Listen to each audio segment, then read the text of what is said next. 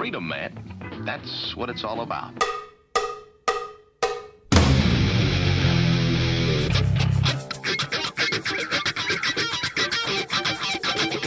You've got to groove on freedom, like the good book says.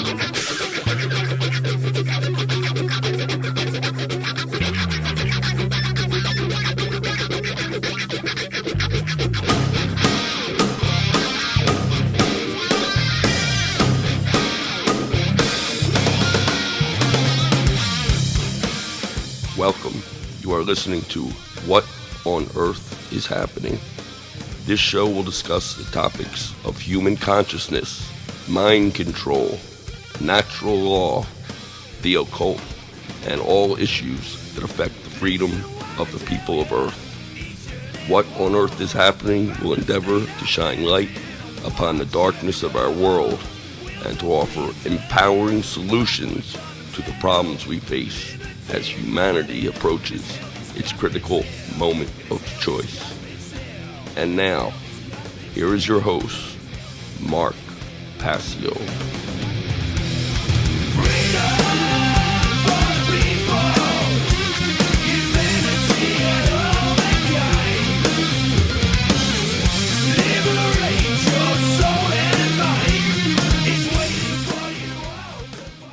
Welcome one and all, you're watching What on Earth is Happening. I'm your host, Mark Passio, my website, whatonearthishappening.com. Thank you for tuning in today, ladies and gentlemen. Government is slavery. And here on What on Earth is Happening, we are ending slavery one mind at a time. Today is February 16th, 2020. This is episode number 224 of What on Earth is Happening. Thank you for tuning in. Today's show is going to be about, is it possible for humanity to become a type 1 civilization? And we're going to be talking about what that means, talking about what it entails, and also explaining some of the barriers to crossing that evolutionary threshold of becoming a type 1 civilization. Before we get into the show today, I do have a couple of quick event announcements. So if we switch over to my laptop, I'll get those taken care of. This is the episode art for the show today. It's great as always. Thank you to Brett for putting that together for us. And I will be speaking at the Seed 4 conference in Athens, Ohio. This will be taking place May 29th through 31st of 2020. I'm featured along with a lot of other great speakers, including Mark Devlin, Douglas Martin, Brandon Martin, Nate Kapp, Logan Hart, Sean McCann, and more. You want to check out skatopia.org and go to the conference section of the website for more information on the Seed Conference. Really looking forward to participating there, and more likely than not, I'm going to make this as a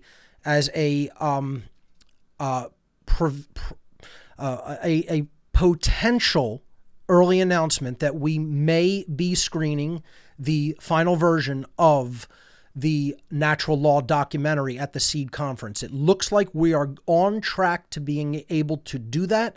So I've spoken with Brandon about that, and it looks like we are going to host the premiere of the documentary at the Seed Conference, which won't be the rough cut. It will be the final cut, or at least something very, very, very close to the final cut, because we're making a lot of progress with the Mark Passio and the Science of Natural Law documentary, my first ever documentary film.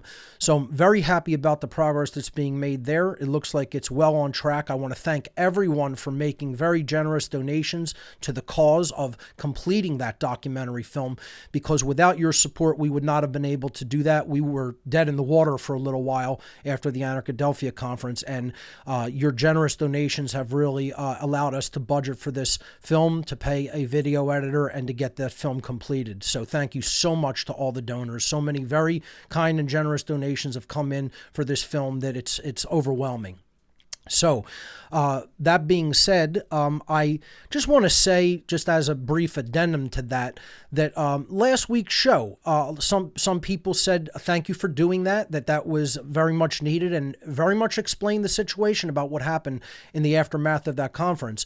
And I just want to say that nothing was done in any vindictive sense. If you watch it, I gave the facts exactly as they were. I did not embellish anything. I did not take any pot shots against anybody or do any kind of ad hominem attacks. I just told people exactly what happened, and I want to put that all behind me. I don't want the drama of that. I don't want to go back and forth with it. I told the truth about what occurred, and people can make up their minds as to who they will believe. See, that's how it would work in an anarchic society, ladies and gentlemen.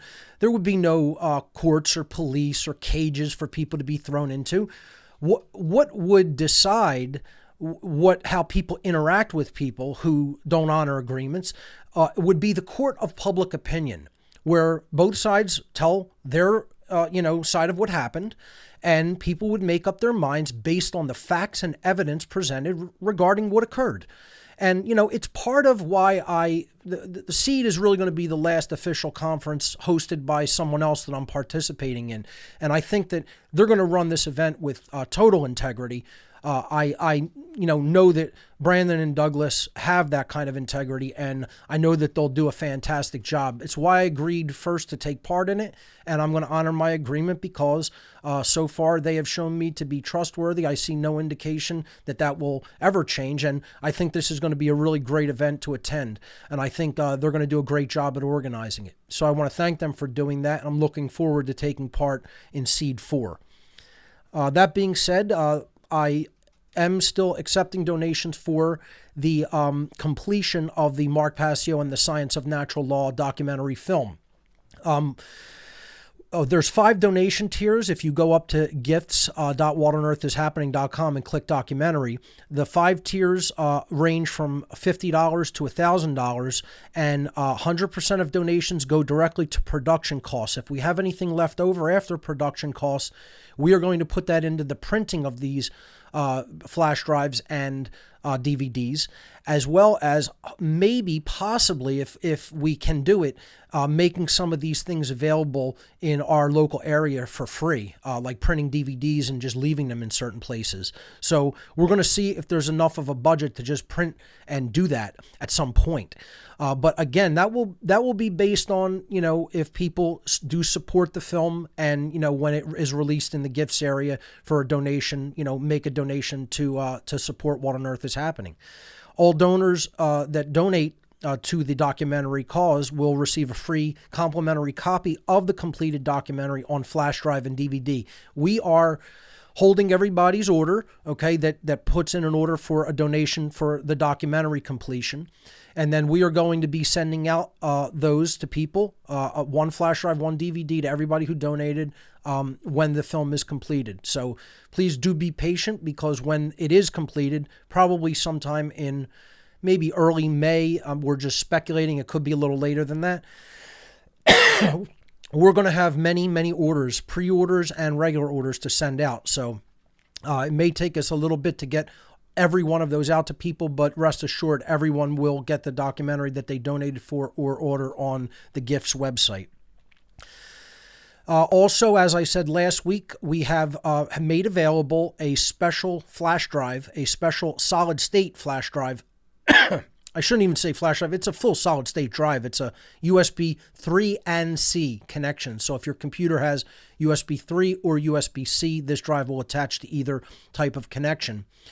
And it's called the Complete Mark Passio One Great Work Collection. Here's what's on this drive. All publicly released Mark Passio presentations and presentation slides. All archived Mark Passio interviews and ancillary videos from 2009 to the present. The entire What on Earth is Happening podcast series, the audio podcast, and the entire What on Earth is Happening video show series up to date, with associated images and reading materials that have been made available with each podcast. We're putting my band, The Founders, No Masters, No Slaves EP on this disc as well. And it all comes on a very nice SanDisk 500 gigabyte solid state drive that, as I said, has USB-C and USB 3 connections. You can make a donation for this drive at gifts.whatonearthishappening.com. Thank you to everyone who has donated for items on this store. And again, voluntary donations is how we continue our work here. I never tell anyone to put themselves out. If you don't have the money to donate for anything, we make everything available for free eventually that I put out. The only thing we hold for a short amount of time is the most recent presentation, and usually we only hold that for a couple of months, and then it goes out for free on YouTube. So all of my work is for free online. However, if you want a hard copy, you can donate for that at the Gifts website. So thank you for everyone who has voluntarily made donations at that site. It helps us to continue our work here at What on Earth is Happening. Thank you. So that's really all the event announcements that I have for today. So we're going to jump right into the presentation material. And we will be taking calls. I am going to allow time for calls this week, definitely, in some form or another. Okay, I'm going to try to knock this presentation material out in less than an hour and a half. I'm going to try to get to at the halfway point to calls. So to join us, you could go to whatonearthishappening.com/show and click at the bottom of that page the call-in link. That will allow you to open up Discord if you have the app installed. I highly suggest using the app on a desktop or laptop computer with a headset. Okay, that's the best way you're going to get call quality. Okay, you can use your web browser, but I don't really recommend that path. I recommend actually installing the Discord app. It will have better sound quality and it will connect to your headset better. You'll just have a better experience. So, whatonearthishappening.com/show and click the Discord call-in link on that page that says call into the show using this link, and that will enable you to go into the call-in room on the Discord server that we run. So calls in hopefully the second half of the show. So the topic for today, episode number 224, is 2020, A Freedom Odyssey. This is obviously a take on 2001, A Space Odyssey. And this is about, will humanity actually break its chains and become a Type 1 civilization and continue its evolutionary development in both consciousness and physically and socially and technologically, and basically move out beyond the confines of our planet into the stars beyond and our solar system and beyond. So there are many prerequisites for something like this taking place. It really does have to do with the true evolutionary development of a species. And I want to first explain what a Type 1 civilization means, because many people may not have heard about this term, a Type 1 civilization. So then are there other types? And yes, there are.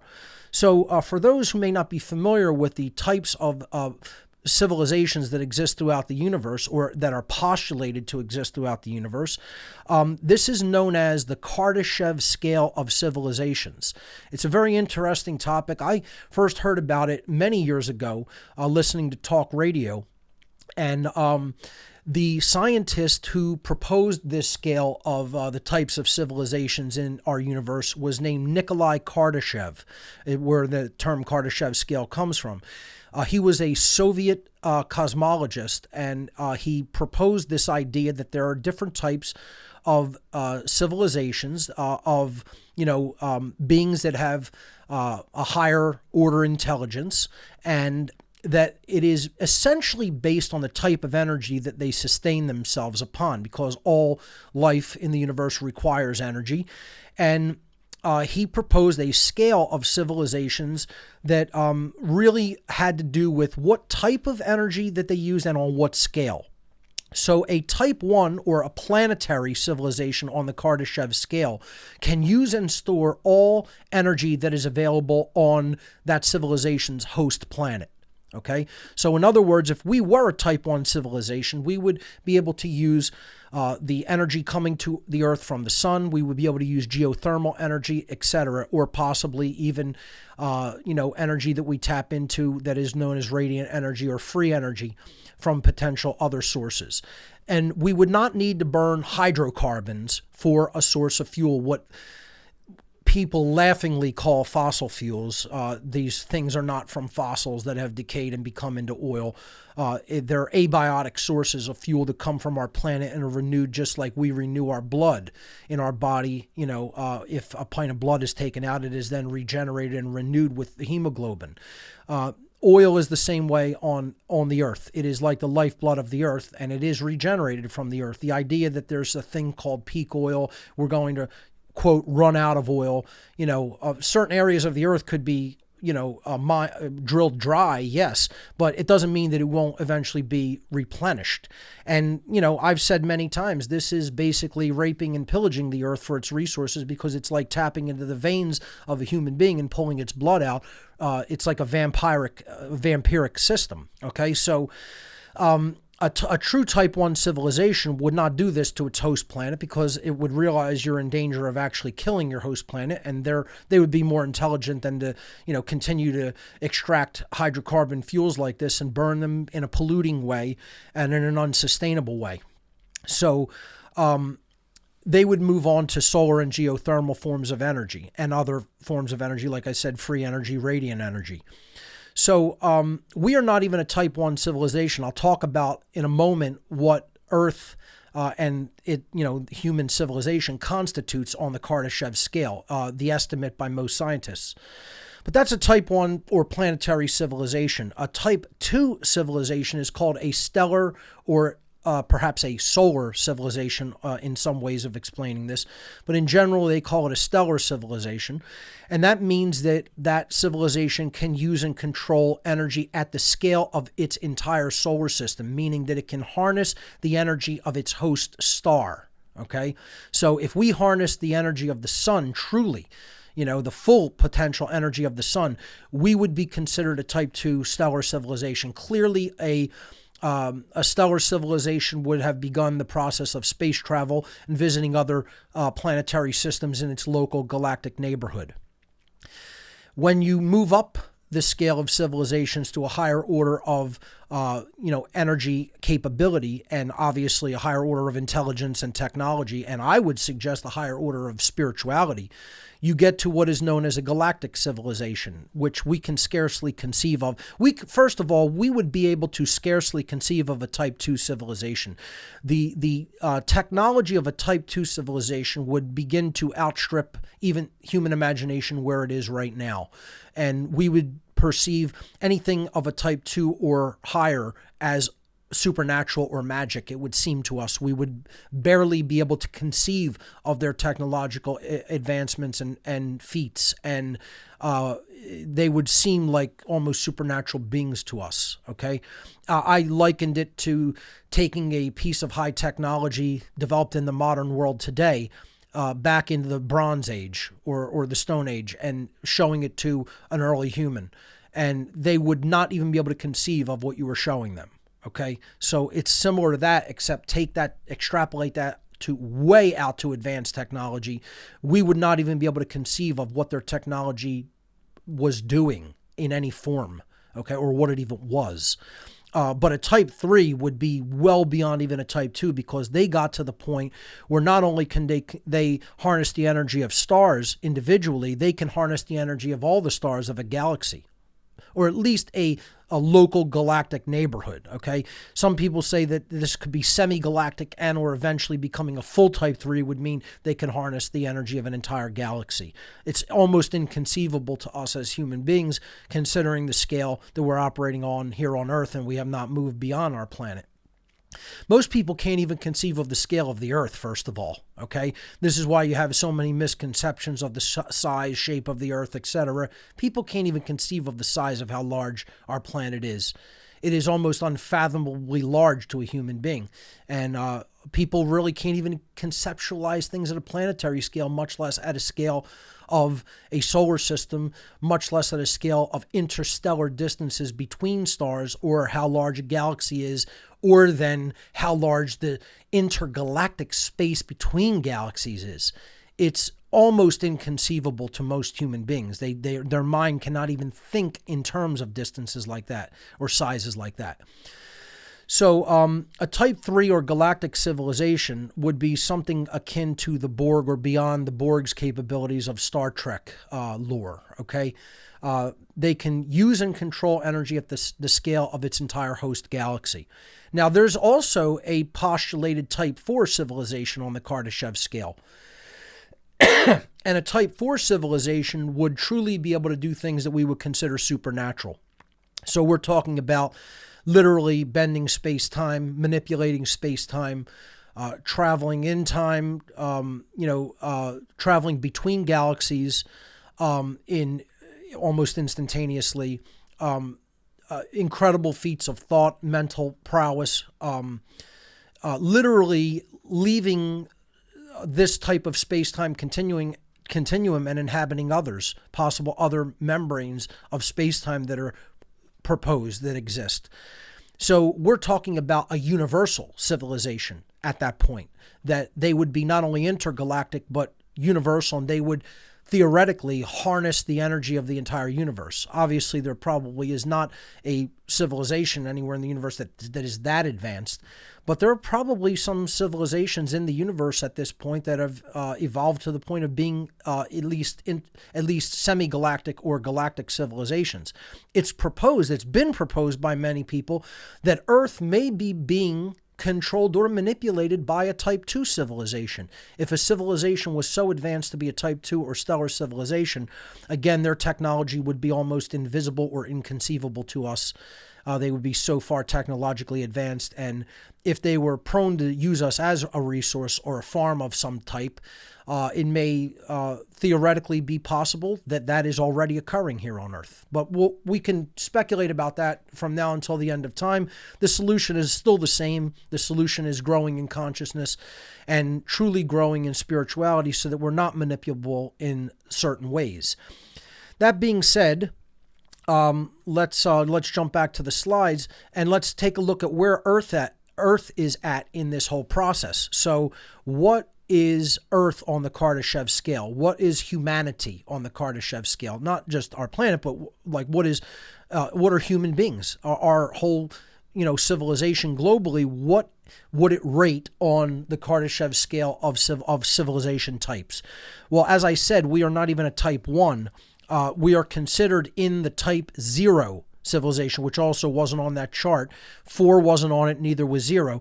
0 means that you are below the Type 1 civilization, and that's what humanity is right now. We are considered by most scientists who take a look at the Kardashev scale to be a 0.7, a 0.7 on the Kardashev scale of civilizations. And this means that we're making our way toward being a Type 1, but it's still probably several hundred years away, at least a few hundred years away. And I would say that if we got rid of the barriers and problems and worked on the problems to attaining that status, that I've said many times that we would probably be able to do it. I think human beings have such ingenuity and creativity that I would speculate that it would take less than 200 years, maybe 100 years, maybe a little more than 100 years. But I think if we abolished the actual barriers that we're encountering to really advancing as a species, which we're going to talk about a lot here today, that we would break the Type 1 barrier within 100 years, if I had to speculate. But that's a big if, okay? And as we're going to see, we're not really close to doing that because of so many beliefs that are contradictory to reality that humanity is still, insisting on clinging on to. So let's move on to the next slide, where I kind of took the idea of, 2020, a Freedom Odyssey. 2001, A Space Odyssey was really about human progress and evolution. It's a fantastic movie from the absolute alchemical producer, Stanley Kubrick. And I think that people really need to check out this guy's films and even re-examine them and look at some of the messages that he was putting in these films. Because I want to talk about this for a little bit before we jump into more material. There's a scene in Kubrick's 2001 A Space Odyssey where early hominids that are, obviously postulated according to Darwinian theory as would eventually become human beings, whether we accept that theory or not. The whole idea is humanity's on an evolutionary development pathway, and at some point, a technological object from space comes to Earth, and it changes the thought processes of these early hominid creatures. And what it actually instills in them is the idea of a dominator ideology or a dominator culture.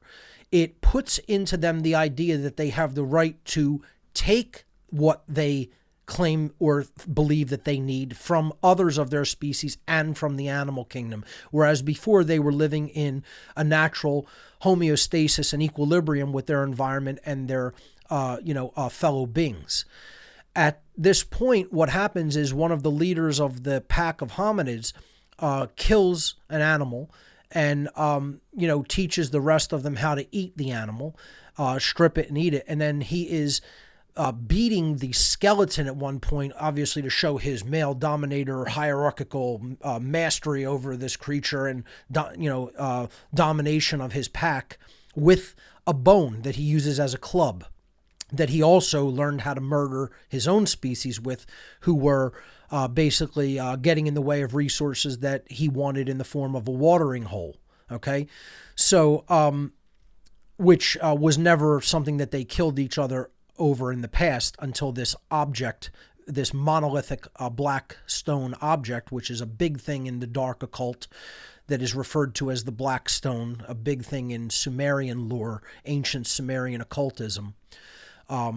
But getting back to the storyline, he's beating this perhaps a wild boar with a bone, and he tosses it up into the air at the end of this scene, and it's twirling. And as it twirls, Kubrick, the director of this film, decides to cut away to completely ignore over 2 million years of the development of human beings and all of their civilizations and societies, and cut to the point where human beings are now in space on space stations and have basically established two-way transport to Earth's moon. And a lot of people see this as very puzzling. Why would he do this? Okay, so what I'm going to tell you is my take on why this is done. This totally ignoring like 2 million years of a species development, of a human being's development, and cutting from the point where these beings have basically started to murder that not only themselves but other species, and then cutting away to the point where they're in space. Okay, and have space stations and advanced technology. And he's doing this for a specific reason, okay? What that time period represents is the age of slavery, okay? He is actually putting the idea into people's minds in a form of what people considered hubris and daring, okay? To say nothing mattered in between that point and this point. Nothing mattered from the point human beings started acting like this and establishing systems of domination to the point where they finally begin to emerge to the point in consciousness where they are breaking free of that and becoming a true type 1 civilization. Okay. Now, that's not to say that every being in this film is advanced spiritually. They're not, actually. They still have a lot of these tendencies, and he highlights that throughout the film. The film is about the protagonist, Dave, who needs to look at all of those shadow elements of the self to realize how he's being held back from his evolutionary development and how humanity is still being held back from theirs. Okay, so, but the whole idea of this cutaway, the 2 million year cut that they call it, or even more, years, whatever it is, okay? This idea of this cutaway is basically saying that life and civilizations and whatever progress people think that they're making are meaningless. They're only meaningful in the fact that they could get you to the point, sustain life to the point where it finally breaks the mind control of believing that this is the way we must continue to live. Okay? So it's an idea that nothing is really worthwhile in the state of slavery. And this is an idea I share and have really tried to communicate with people in my work, that it doesn't make a difference whether you have all these wonderful things, wonderful technologies, wonderful relationships, okay? You know, you could have all the love in the world, and if you're enslaved, really, is it truly love? See, it's a simulacra of the real thing, because beings don't really express love when they're continued to be enslaved and others of their species are enslaved or other species around them are enslaved. This is a false notion of love. This isn't higher love. This isn't agape, as it was called in the Greek mystery traditions, of love for all, love for truth, and ultimately love for what is right. This is a false version of, I want to have my little situation where it's tolerable and or pleasurable, but in the big situation, there is violence taking place, there is slavery taking place, there's coercion taking place, and ultimately we're not really doing anything to end that condition of slavery and duress and coercion. And Kubrick is basically saying at the beginning of this film that everything you think you have, everything you think you've done, everything you think you've accomplished is ultimately meaningless until human beings break the bondage of slavery. That it's nothing that we should even concern ourselves with. What we should concern ourselves with is actually accomplishing that goal and then moving past it where potential and possibility exist. That's what freedom is. And slavery is the destruction of possibility. It's the extinction of possibility. And where we're at now is in that extinction of possibility that constitutes the stagnation of human evolutionary development. That's where we are at as a species. We are stagnated. We are stuck. Okay? And people don't know why we're stuck. We're going to talk about understanding that, but we're going to talk about understanding the causal factors of why that is. And these are all barriers to emerging, breaking that eggshell and becoming the star child, as Kubrick very brilliantly put forward, that is being reborn. This is the spiritual rebirth, coming out of that mindset. That's what Dave finally emerges out of, that mindset, recognizing it's holding him back. It's causing his own death. He has to confront his own death. All the things that he thinks are real, that are actually illusions, and things that are constitute a holding back from truth and a holding back from evolutionary progress, to be reborn. This is spiritual rebirth. And I regret to tell people we're nowhere near this. We're probably hundreds of years away from this, if that, because of the things that we continue to believe that aren't real, that aren't true, that have no basis in reality, but we continue to accept and believe with religious conviction. Because things that aren't true, that hold us back from truth, that we insist upon believing in, is the definition of religion. That's what a religion is. Religion is something that is not in keeping with actual point of fact reality in nature, inherent reality, okay?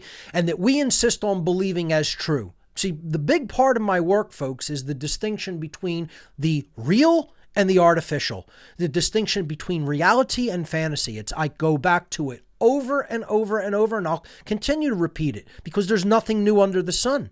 The idea that all the things that you do in a state of slavery are just repetition.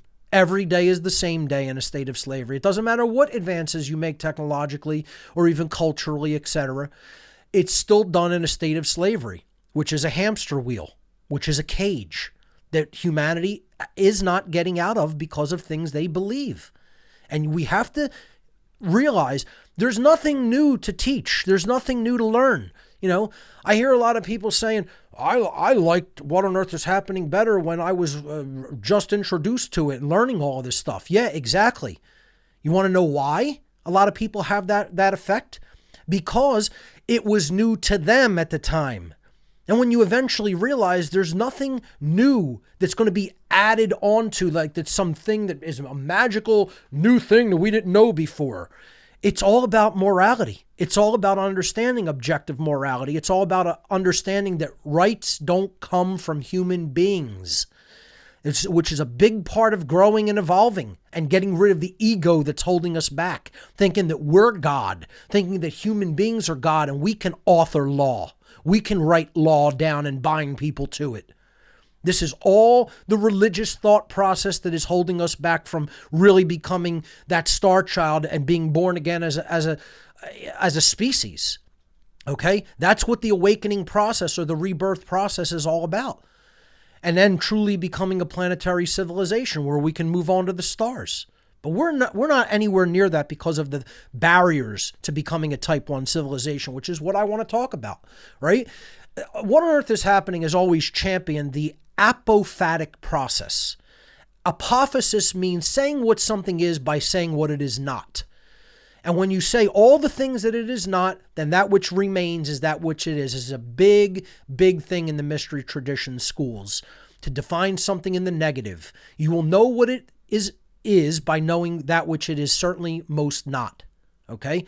And this is what we have to do. We have to say, becoming a type 1 civilization, becoming free, attaining true freedom as a species, and being then enabled to utilize human potential and possibility to then go beyond our host planet is something that is not predicated upon what we must do. Let me say that again, so to really hammer it into people. Truly becoming a type 1 civilization and moving on beyond our host planetary system to any other place in the universe is not predicated upon what we must do. It is predicated upon what we must stop doing. Okay? And people don't like to hear that. The ego is in the way of hearing that. See, even the New Age movement has so much ego in their residual systems, in their shadow selves, that they want to insist, don't talk about the negative. This is the first tenet of New Age bullshit, as I call it. Okay? No, we have to point out the negatives. We have to point out that which is holding us back. Otherwise, we're never going to understand what we have to stop doing collectively as a species. You know, progress is more about what you stop doing than what you undertake and do as a project. Those things can take on infinite possibilities and infinite pathways and, methods. Okay. But stopping doing that which we are addicted to doing that is harmful, that's one of the things most people don't want to hear. Because what does that directly involve? That directly involves them changing their own behavior, not pointing fingers at others. Okay? And I'm going to talk about a lot of people aren't willing to do that work. Still, and especially in the freedom movement. You know, again, this is kind of more of an addendum to last week's show about the lack of integrity that is often presents itself in the freedom movement. This is really hurting the movement very badly. And people who have very erroneous ideas about what constitutes integrity in the freedom movement. Okay? Both not holding people's feet to the fire where it should be, and then being way too hard on people who are actually doing something and trying. Okay? So it cuts both ways, that sword. Let's move on to the next slide. This is the state of Earth right now. Earth is a prison planet. Okay, Earth is a spiritual prison right now as it exists right now. Now, that's not what Earth is inherently. It has become this through what we have done, mostly through what we have believed, what we have accepted as true, and what we refuse to accept that is true. Both ways. The old saying from the philosopher Schopenhauer, there are two ways for human beings to be fooled. The first is to accept that which is true, and the second is to refuse to accept. The first is to accept that which is not true, and the second is to refuse to accept that which is true. And ultimately, these are the only two ways that we fall prey to manipulation and deceit by the controlling class the controlling ruling class. Earth is a prison because of our inability to recognize truth from falsehood. And our ego is in the way of that development. And people don't know how to do the work to break the ego down. Most people haven't done that work. Okay? And the reason that I will butt heads with some people like that is because they believe they can make progress to removing this cage from humanity, getting us out of the prison that we're in, still being in the mental state of mind that they are in, not understanding that they have to do more shadow work upon themselves. And we could talk about what that entails. Because a lot of people are confused about that. They ask me, what is the actual process? And when you tell them, they're like, it can't be that simple, and they don't want to do that because it horrifies them. One of the things, I can't remember the philosopher, but he said, the thing that is holding humanity back more than anything else is their inability to sit quietly with themselves in an empty room. That's one of the things that people are loath to do, they're the most afraid of doing that because they're alone with themselves. And if they really, really go deep within and think about it, they don't like who they are. That's what it really comes down to. That's why we see so much outward projection psychologically of constantly putting it on the other person instead of focusing on the self. See, this is the work that I had to do for years to come out of the satanic mindset and to come to an understanding of all of these principles and an understanding of what really we must do as a species and what we must stop doing as a species. And people don't want to hear it because nobody wants to hear your mind's messed up, you're psychologically messed up, you really do need to work on and change yourself. I didn't want to hear that when people told that to me when I was a Satanist. Okay? I was like, you don't know what you're talking about. No, I didn't know what I was talking about. I was wrong. My ego was in the way. Hardcore in the way. Okay? And most people are still in that state where their ego is in the way and they can't recognize it. Because the spiritually ill, the emotionally ill, the mentally ill don't know that they're spiritually, emotionally, and mentally ill. They think they're okay. It's when you could do enough shadow work upon yourself to get yourself to the point where you acknowledge, I'm not okay. I have a problem. There are problems that I need to work out internally in my own self before I could point the finger at anyone else. Now, I would claim that I have done that work, but no one is perfect. There is always room for improvement and to do more of it and to continuously refine that process and attain toward getting better and better, moving toward a state of perfection, but realizing in the 3D world, that's an impossibility. You're never going to reach perfection.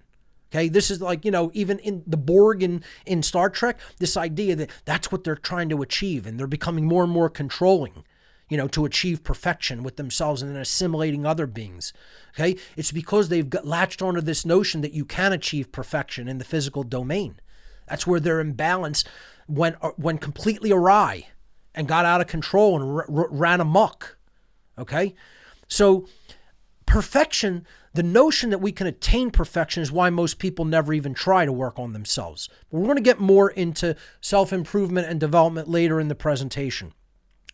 This is the state of Earth, is my point. And there's one overarching thing that more than anything else has to be recognized and realized in the minds of human beings that is holding us back as a species. It is the religion that is ultimately holding humanity back more than any other religion, and it's the tagline for the show. Ladies and gentlemen, let's spell it out one word at a time. Government is slavery. Whether you fully understand that or realize it or not, it is the case, it is the truth, it is the eternal truth. Nothing will ever make that untrue. If you don't understand that or accept it, your ego is in the way. Your ego is in the way if you do not understand that eternal truth. There is no authority vested in 3D physical beings on any planet, in any solar system, in any galaxy, in the entire universe, or any other potential universe that may or may not exist. There is no other authority except the laws of nature, which many people will call God. I have no problem with that term. Some people have a problem with it because they have an atheistic mindset and have a problem with the term God because of what religion has twisted and morphed that term into. which is also a big crock of crap.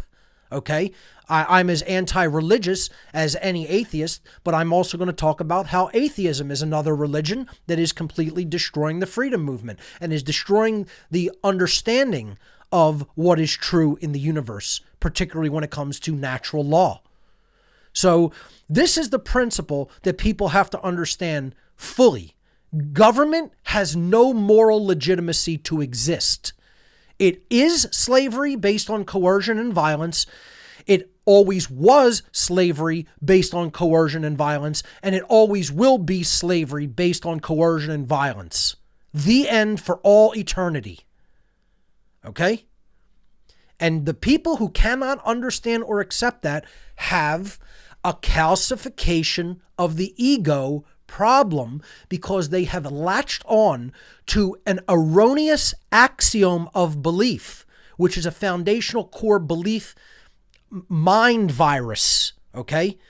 And their ego has refused to allow them to acknowledge this isn't true. This isn't in keeping with reality. This is stunting spiritual, mental, and emotional development on this planet, and it's keeping us a type 0 civilization, okay? So that's number one. Now, let's look at why this is the case, okay?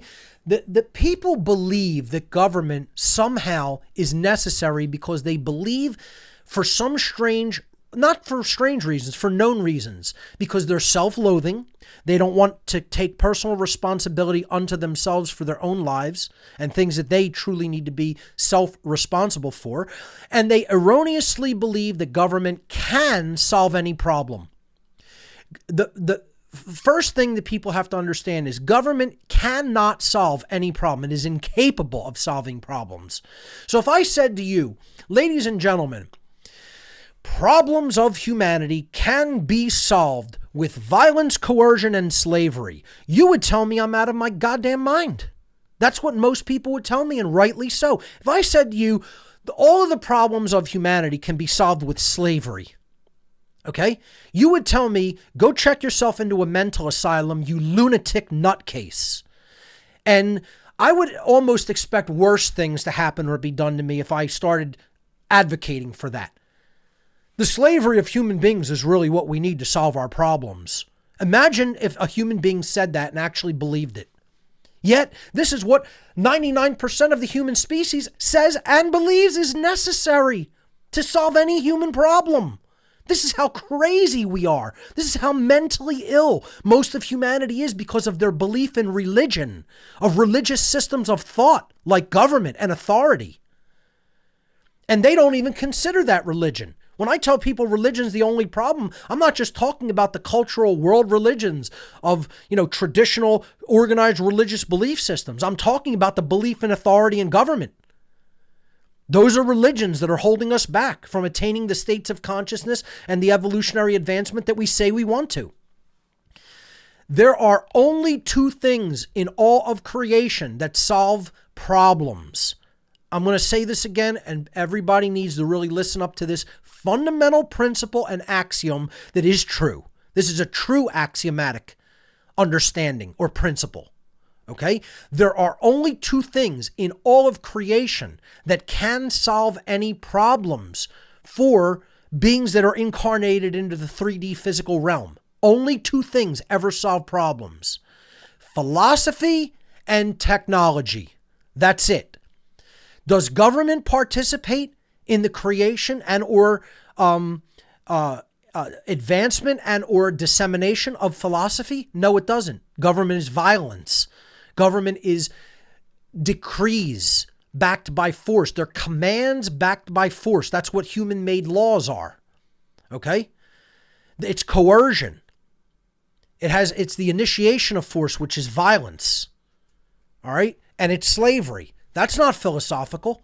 There's no philosophy in that. Oh, it's an ideology, but don't confuse an ideology, which may or may not be true, based in truth, with philosophy, which is based in truth because it is the love of wisdom. Philos meaning love in ancient Greek and sophos meaning wisdom in ancient Greek. So Philosophy solves internal problems. It solves problems within the individual, and it solves problems that are interpersonal dynamics between people and between civilizations. Okay? There is no other thing that solves internal problems. So philosophy solves mental, emotional, and spiritual problems. That's the only thing that can ultimately solve any of those problems, is the understanding and incorporation into one's mindset and into one's self, into the psyche, the soul, ultimately, of philosophical principles that are true. So philosophy is the internal problem solver. Okay? Conversely to philosophy, which solves mental, emotional, and spiritual problems, there is technology. Technology solves externalized problems, or what we perceive as external to the self. Meaning, technology is the solver of pragmatic problems in the world. Okay?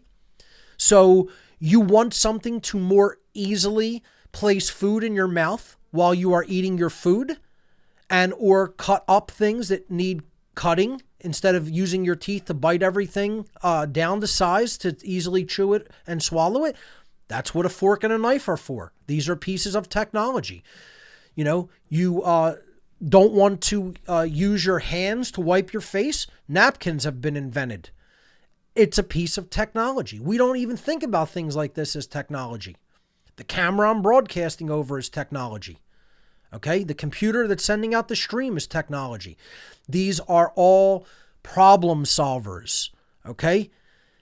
Technology solves pragmatic problems in the physical world, whether they be problems dealing with moving energy from one place to another, organizing things, processing data, communication, etc., health type technologies. You can go on and on with the different types of technologies, but that's what pragmatically solves physical world problems. Philosophy solves the internal problems that take place in the mind, the emotional states, and ultimately in the spirit. And technology solves pragmatic problems. Now, see, where we're at in our world is that not only do people not understand that these are the only things that solve problems, they think government can solve any problem. And they think that it has a moral right to exist. Government not only is totally illegitimate morally, it cannot solve problems. Only philosophy and technology can ever solve human problems. Period. The end. Okay? So, moving on to the next slide. I'm not sure why I'm getting a blank slide. It looks like, oh, okay, I accidentally did not put the build in after the transition. So, what I highly recommend for people to check out as far as presentations that I've done in the past that they need to understand and that most people still do not understand in our world is the occult and the most hidden part of all occultism, which is natural law.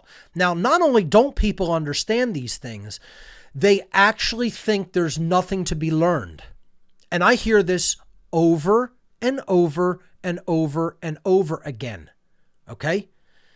Even in the freedom movement, the so-called freedom movement, anarchist movement, freedom movement, whatever you want to call it, I hear over and over again, the occult isn't real. It doesn't exist, or there's no reason in studying it because it's hokum religion. And that is because they have accepted the Hollywoodized and the social engineering propagated version of what occultism is. See, the social engineers who practice occult practices, who actually engage in occult practices, do not want people to understand what those manipulatory practices are. Because what real occultism is ancient psychological knowledge. It's the understanding of actually how to solve problems internally using philosophy. But then, if you have that knowledge, and you took it in an egoic state and you didn't really work on yourself to truly get rid of your ego-bound issues, and you want to control others with that knowledge, and you recognize, guess what? They don't have this understanding of themselves, yet I have at least enough to do a total number on someone else, That's called dark occultism, or the abuse of that knowledge, of hidden knowledge of how the human psyche and the laws of nature work. So then you could sequester people from knowledge. You could dissuade them from looking into it. It's like saying one person does not know arithmetic, yet one person is basically a master mathematician. What if that person who's the master mathematician hates the person who knows nothing, doesn't even know how to add or subtract numbers because of something that may have occurred to them socially in the past? Okay? How much could that person manipulate the other individual? You know, let's say they walked into a store, this person's the clerk in the store, and they say, hey, they don't even know how to add money. Is $20 enough? Is $50 enough? Is $100? You know? Oh yeah, there's no change, even though the thing was $1 that they wanted to buy. See, it would be like literally taking candy from a baby. It would literally be like manipulating someone that can't add or subtract numbers. And yet you do know how to do that. Well, these people know everything there is to know psychologically about how the human mind works. And yet I still hear people in the freedom movement, even when it's explained like that, oh no, there's nothing to that, because they don't want to acknowledge that master psychologists have formed a cult and taken over the world. They refuse to acknowledge that even possibility. And it's total hubris and ego. I'm going to keep returning to the idea that this is all, we need the breakdown of the calcified ego. Because what the ego is the force that cannot acknowledge that one is wrong, ultimately. You could make all different definitions for the ego, but I'm talking about ego with a capital E, not just like my sense of self and I know that, you know, my body ends here and I'm not going to try to put food into someone else's mouth to feed myself. Obviously, we have to have that small e ego self. Okay, I'm talking about like problematic ego of selfishness, of refusal to admit when one is believing in things that aren't real or true, or refusing to acknowledge that you've done something that's wrong. Okay? Again, people in this, even in the freedom movement, they do things that are clearly wrong, that are clearly based in some form of theft, and they won't even acknowledge it. They won't even apologize and say they're sorry for it because the ego is in the way. They haven't done the shadow work to eliminate the calcified runaway ego. So the next part that people have to understand, the next key to understanding is natural law. These are the laws of creation that ultimately govern behavioral choices, that basically put consequences into effect for our behavioral choices. So if we go back to the slide, my two presentations on here, Demystifying the Occult and Natural Law, if we could bring those back up. Yep. That people really have to understand these presentations that I've done and study them further. These are just cursory beginnings to the understanding of these things, really. You can make a lifetime study of them, okay? So Demystifying the Occult is a primer on what occultism is and why it's important to understand it. And natural law is the most occulted knowledge coming out of these old occult traditions about how our behavior is ultimately bound by laws that exist in nature that bring to us the consequences of the behaviors we've chosen to enact. And I hear over and over again from people in the freedom movement, this is religious thought. This is believing in something that isn't real and doesn't exist. Okay? And they cannot ever achieve freedom with that mindset. Because as long as you refuse to accept that natural law is put in place by something higher than human beings, you refuse to accept that rights are put into place by something higher than human beings, and therefore if human beings are the all-powerful entity in the universe, well, they can make up what rights are and they could take rights away from people. So people in the freedom movement are really saying this, folks, in their moral relativistic state. They are saying, since human beings are the epitome of creation and there's no power that can supersede a human being, okay, therefore, rights ultimately come from human beings themselves. So we did this experiment in Philadelphia. We asked people, do human beings have rights? self-existing rights. And they say, yes, they do. And then we said, well, where do they come from? And 95% of human beings said that they come from human beings in some form or another. As soon as you accept the axiomatic premise that rights come from human beings, you must, by definition, accept that rights can be abolished by human beings. The end. Period. It's an inescapable logical conclusion. Just from the rules of logic. If we brought something into existence, we can remove it from existence. Rights do not come into existence through human beings. We are not the creator of rights. We are not the bestower of rights in any form, whether it's from an individual or a society or a government. And when we ask people where rights come from, only a handful of people actually really got the correct answer and said rights come from creation, nature, God, whatever you want to call it, the laws of nature. Doesn't matter how you verbalize it. The word or label is meaningless. It comes from a higher power than man. The end. That's it. Okay? That's not religious thought. That's actually thought that is actually born out by an understanding of how natural law works in society through observation and testing, which constitutes a science. And it is a scientific principle. It's not a belief or a religion. I am for the destruction of religion in all forms. Natural law is not a religion. Moral law is not a religion. There are laws in effect in the universe that bring negative consequence to bad behavior, period, to immoral behavior. Behavior which initiates violence, initiates coercion, initiates harm against other sentient beings. And if you don't believe that exists, you have not done enough study, observation, and testing of what has happened throughout all of human history. See, because what I'm going to talk about is the development in evolutionary progress in consciousness of the sixth sense. We're going to be getting to that in this lecture here today. And people think of the sixth sense as ESP. Some extrasensory perception, something that goes beyond the normal human mental capacities. That's not what the sixth sense is, ladies and gentlemen. You could look at that as the seventh or eighth or ninth sense or whatever you want to call it, or something that just beyond the senses, period, entirely. But there is a sixth sense, and it's not even intuition.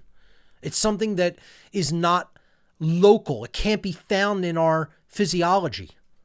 And scientists have tried to find it in the physiology. But this is a capacity that constitutes a sixth sense in humanity. And we're going to get to what that is, because that is how you corroborate and quantify how natural law functions. And most people don't have it. They don't have this sixth sense developed. It is stunted in them. All right, so we're going to get to that in a moment. I want to just talk about a technological advancement in a civilization first. Technological advancement would not necessarily drive advancement in consciousness, but we are also nowhere near the technological savvy and advancement that we would need to become, get to become a type 1 civilization. Meaning we would have to implement technologies that don't burn hydrocarbon fuels and pollute our environment the way that we do now, thinking that that's something that we must do. So people even use technology in some cases as a religion. And I call, when they have too much faith in established science, established scientific institutions, I should say, as scientism. And this is also not a religious term. It means don't place too much faith in established scientific institutions that are ultimately run by government grant money. That's not real science. I'm all for real science. Real science has the Trivium as its truth discovery methodology, which we're going to talk about the Trivium. Okay? And it is not just believing what the scientific institutions tell you because, oh, they said it and they're the arbiters of truth. That's what I'm talking about as scientism. Real science is repeatable, it's testable, it's something that we can conduct experiments to corroborate and verify. I am all for the real true scientific method through the Trivium process and Quadrivium as the quantification of that method. Unfortunately, that's not what modern science really constitutes. It has become dogmatic, religious in its thinking, hardened in its thinking, egoic in its thinking, and it has been largely based on money and what people will pay to fund and what people will pay to suppress. And if you don't think so, you're a naive person. You're just it's like childish, naive thinking to put your faith in scientific institutions as the arbiters of all truth. Now, people who do that are religious. They have a religious mindset. They don't really understand what real science is or how it's conducted, probably because they've never really engaged in the scientific method themselves. I keep telling people in my personal life, and I'll just say it here on the air, all these people who believe the earth is flat, religious believers, all total religious believers. You need 2 little tiny pieces of scientific equipment to totally prove to yourself that the flat earth model cannot be true. You need a pair of solar observation glasses, or otherwise called eclipse glasses, and you need a digital caliper. That's it. 2 little devices, and you could track the path of the sun in the sky harmlessly without harming your eyes, and take a measurement with the caliper of how much it occupies in the sky and realize that doesn't change, so the sun cannot be getting closer or farther away to you. It's that simple. And guess how much that costs? It'll take you basically from sun up to sundown in time to do it, okay? And it will cost you $20 on Amazon or eBay to get a cheap digital caliper that's at least a decent one, and to get a decent pair of solar observation or eclipse glasses. And that's it. $20 and a better part of the day. That's it. And people will not do that scientific experiment, or will insist that that's not a refutation of the model that has been suggested as truth by this ridiculous community of religious believers. The CIA made a religion and got a bunch of jackasses to believe in it within a short period of time, okay? Because they're trying to exercise their power as occultic gods, saying, look what we can get all of the riffraff out in the world to believe. And they're laughing their asses off at people like that have no scientific understanding whatsoever and can't even conduct a simple experiment with simple equipment that they could buy for $20 on eBay. Okay? That's how much these occult masters are laughing in humanity's face at how dumb they are. So let's move to the next slide. I am for the destruction of all forms of religion. Let me make no bones about that, or no mistake about it in anybody's mind. I have been anti-religious from day one. And here's the problem, folks. Because other people are anti-religious, but they're reactionarily anti-religious. They're not logically anti-religious. They have a reaction against religion. This is what I was. In my lack of knowledge and in my lack of the understanding of the scientific methodology when I was young, okay, I turned reactionarily anti-religious. There's a difference between being logically anti-religious and being reactionarily anti-religious. So my reactionary state of rejection of religious dogma led me into a mindset of hatred and a mindset of incorrect form of rebellion to move into the belief in the dark occult and Satanism. That's my life path. That's what happened to me. And I didn't wake up until I realized that this was a system of slavery being directed by social engineers and the most powerful people in human civilization, as far as what resources they had at their command and how much they actually held sway and thrall over the human mind. Culturally, they were the culture creators, they were the social engineers, and ultimately they were the master psychologists that had dark occult knowledge. They had the knowledge of the occult, and they were using it for totally abusive, dark purposes, namely to enslave. and ultimately really to cull, which is one of their agendas. So, when you are reactionarily anti-religious, you will be led away from the truth. It won't get you to the truth because you're just reacting against one thing that's not true. The social engineers always have prepared something ready, and they're able to go with it. You're reacting towards something that isn't true, and they have this other dialectic prepared. This is the dialectical manipulation that they practice. It's called the Hegelian dialectic. Okay, I call it Polarization Dialectics. Okay, you have one false extreme that isn't true, and when people recognize it isn't true and react against it, instead of logically coming to the conclusion of how and why it isn't true through scientific process, through truth discovery process, you could easily sway them into a totally polar opposite, also untrue dialectic.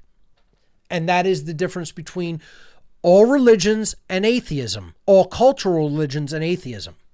Now, here, when I say I'm against all forms of religion, I'm not just talking about the world/cultural organized religious traditions like Christianity, Judaism, Hinduism, Islam, etc.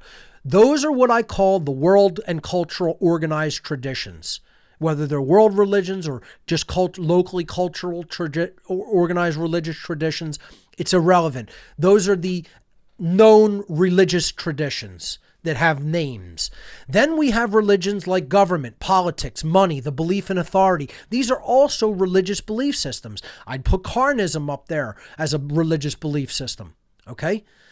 I would put the belief that we can be free without accepting the existence of natural law and understanding how it works. How about that as a religion?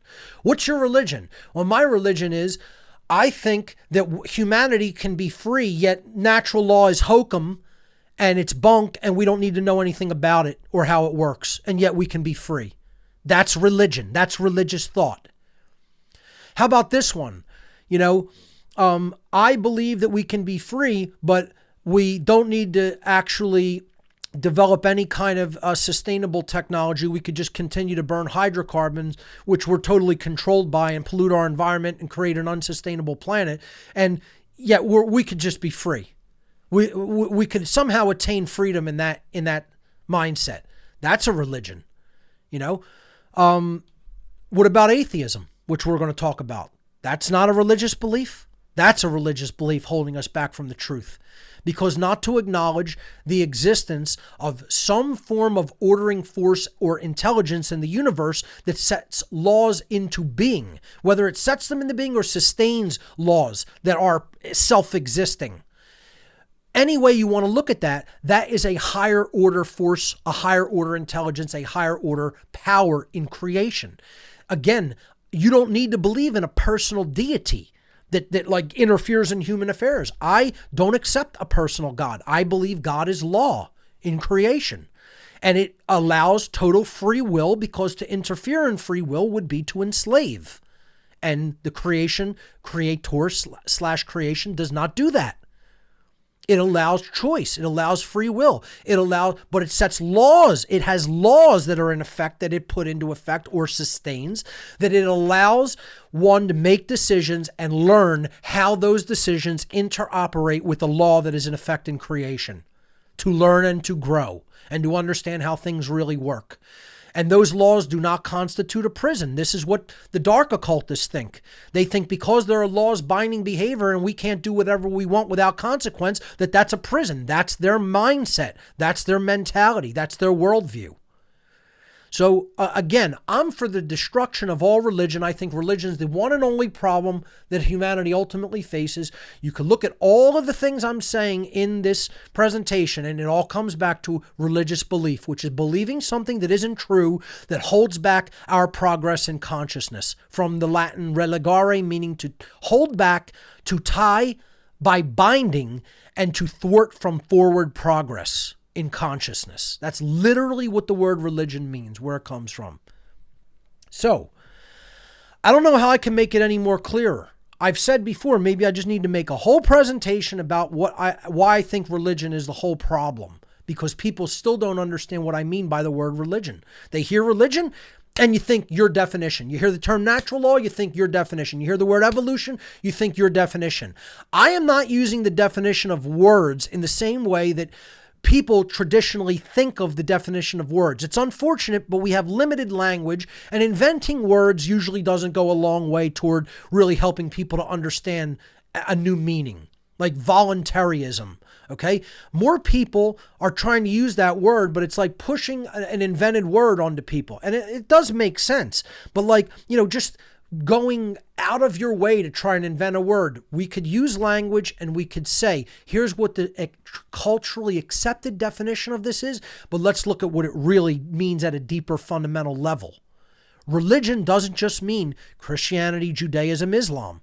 It means that which holds us back from an understanding of truth, because we are accepting dogma and belief instead of actual facts and knowledge. And I'm for the elimination of that erroneous thought process. I want a scientific, rigorous investigation of how nature actually functions and the laws of nature function. And if we really did that as a species, we would discover natural law is real. It is operating at all times and places, and there are consequences for our chosen behaviors regarding whether they are moral or immoral, meaning right or wrong, meaning whether they do not initiate harm to other sentient beings or whether they do initiate harm to other sentient beings. And that dynamic exists naturally in the 3D world of nature. It's not invented by man. We don't govern that process, meaning we don't invent what is right and wrong. We are to discover what is right and wrong and align our behavior to it through an act of our will, which most people aren't doing, which is why we're not becoming a type 1 civilization. Instead, we have slaves fighting each other. That's what we have. This meme says it all perfectly. Slaves versus slaves coming to your street soon, coming to your city soon, because people have bought the Polarization Dialectics and they will not let go of their erroneous belief systems based on calcification of ego. This is where humanity is at. I don't say these things to put people in a totally depressed mood. I am pragmatic. I'm neither an optimist nor a pessimist. I am a pragmatic realist. I said this on the Vinnie Eastwood show a couple of weeks ago. I'm a pragmatic realist. I gauge dynamics based on actual observation of what is occurring in society, and then attempt to extrapolate based on the pattern, based on pattern recognition, what may occur. That's called trends forecasting, is what Gerald Celente calls it, which he does that in finance and politics, etc. I do that in consciousness. You could consider myself a consciousness trends forecaster, okay? Because you could extrapolate patterns based on existing dynamics that have already occurred and say, if this dynamic doesn't sway or change in an amount this way, it's going to continue on the same trajectory. And then you could actually sort of predict what will happen, barring any kind of a miracle. Okay? Yes, occasionally miracles do happen, but don't count on them. They are not the rule. They are the exception to the rule. And I don't mean miracle in a religious sense. I mean like some real super wild card thing that wasn't calculated for does occur. Like a meteor strike or something like that. Occasionally monkey wrenches get thrown into the works and things change as a result, that weren't accounted on. Okay. But we don't want to count on those things. We want to say, hey, maybe they happen, maybe they don't, but don't let us actually exert our will to change things. Because that's what this is all about. Developing the will to create change. Because we're lowercase creators, small c, lowercase God, small g, meaning we have a say over what we will live, how we will live, what will happen in our environment, what will happen to ourselves. We are collectively the controllers of our destiny as human beings. There's no one doing this ultimately to us externally. We are doing this to ourselves in the long term. Okay, you could talk about manipulation. You could talk about things trying to be pushed one way or another, but ultimately our will ultimately directs it. What will we do? It's not about speculation and just thinking. It's not about intention. It's about behavior. We're going to be judged not on what we thought, what we intended, okay, how we emoted, what our emotions were. We will judge ourselves and our own progress in evolutionary development based on what we did, what our actions were. That's what that ultimate value is going to come down to, what we did or did not do. And right now, we're falling into the divide and conquer strategy of the social engineers. And we have to get out of that mindset of us versus them. Yeah, there is people who believe in order following, and they have to get out of that mindset. The order followers, the moral relativists, the problem of them not understanding morality absolutely lies in their mind. It lies with them. They are religious believers. But what I'm trying to say is we can't keep taking this idea of we're just going to be fighting each other. That's what the social engineers want. They don't want us uniting and understanding the occult principles they're operating on and ultimately overturning their mind control, not falling for it anymore. That's the last thing they want. Is it possible? Yes, it's still possible. Is it likely? Not based on how humanity's going.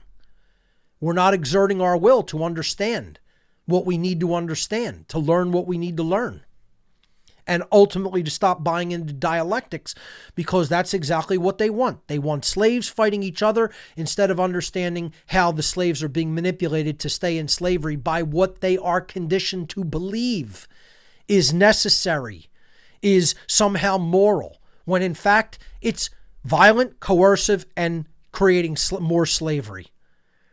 And now we're in an era of censorship of information and words and the communication of ideas. That's how crazy the slaves have gone, believing that their masters have a right to rule them, that they actually want to take information like this away from people so that it can never reach their eyes and ears and they can never understand that they're slaves. That's how bad things have gotten. Now, the dynamic that people actually have to learn how to evolve within themselves and to activate within themselves, which constitutes the sixth sense, is memory. Memory. Now, I'll bet you most people weren't expecting it to be that. That is the ultimate human sixth sense. Okay? So the other five senses help us to make sense of our immediate environment, but then there's a sense that goes beyond locality in time. It goes beyond the local space-time that we're occupying, okay? And it goes back into the past.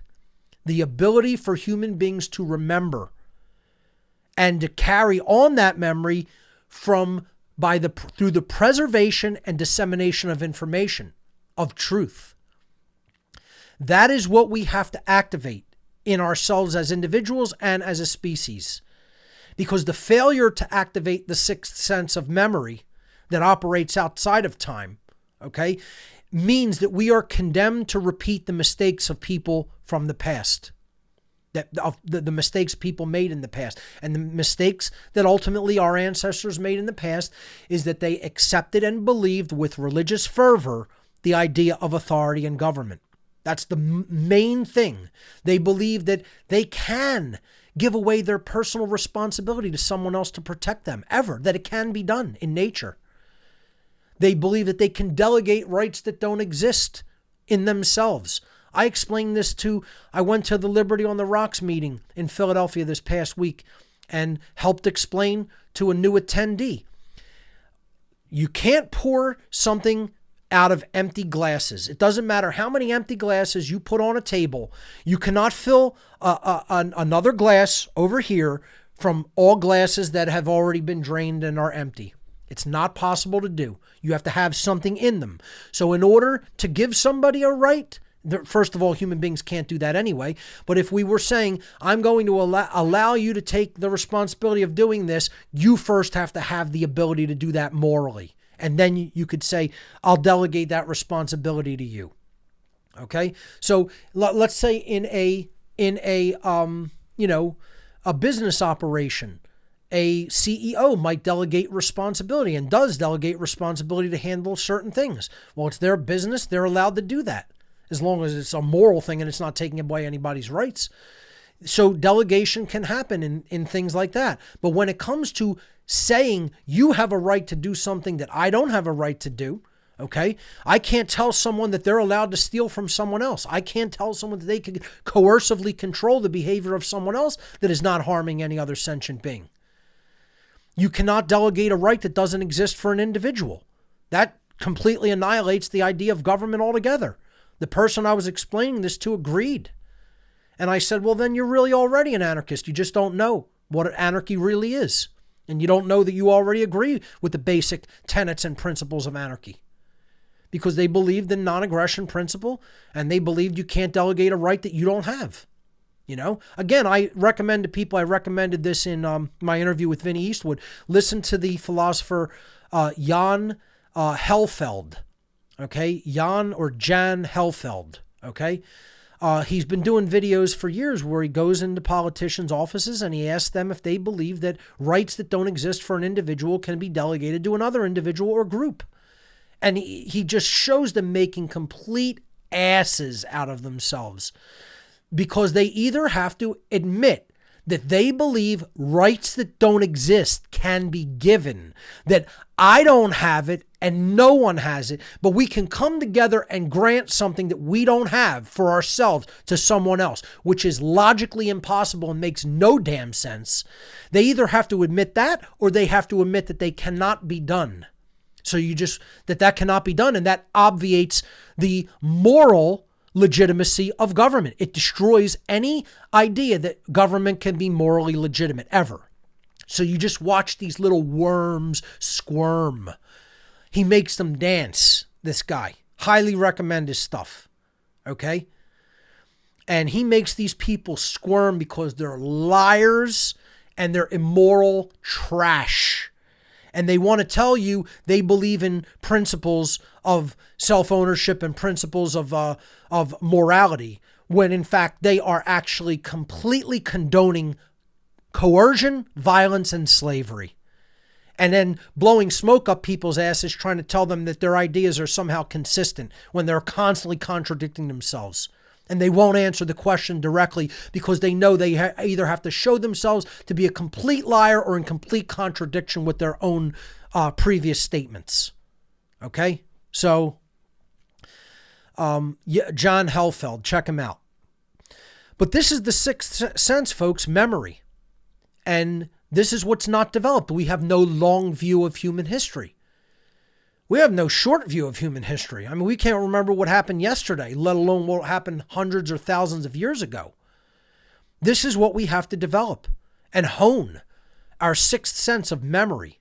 Because if we don't, we're going to continue to make the same mistakes and continue to believe in the same erroneous things, believe in the same religions that our ancestors did that put us into this situation as a species of slavery.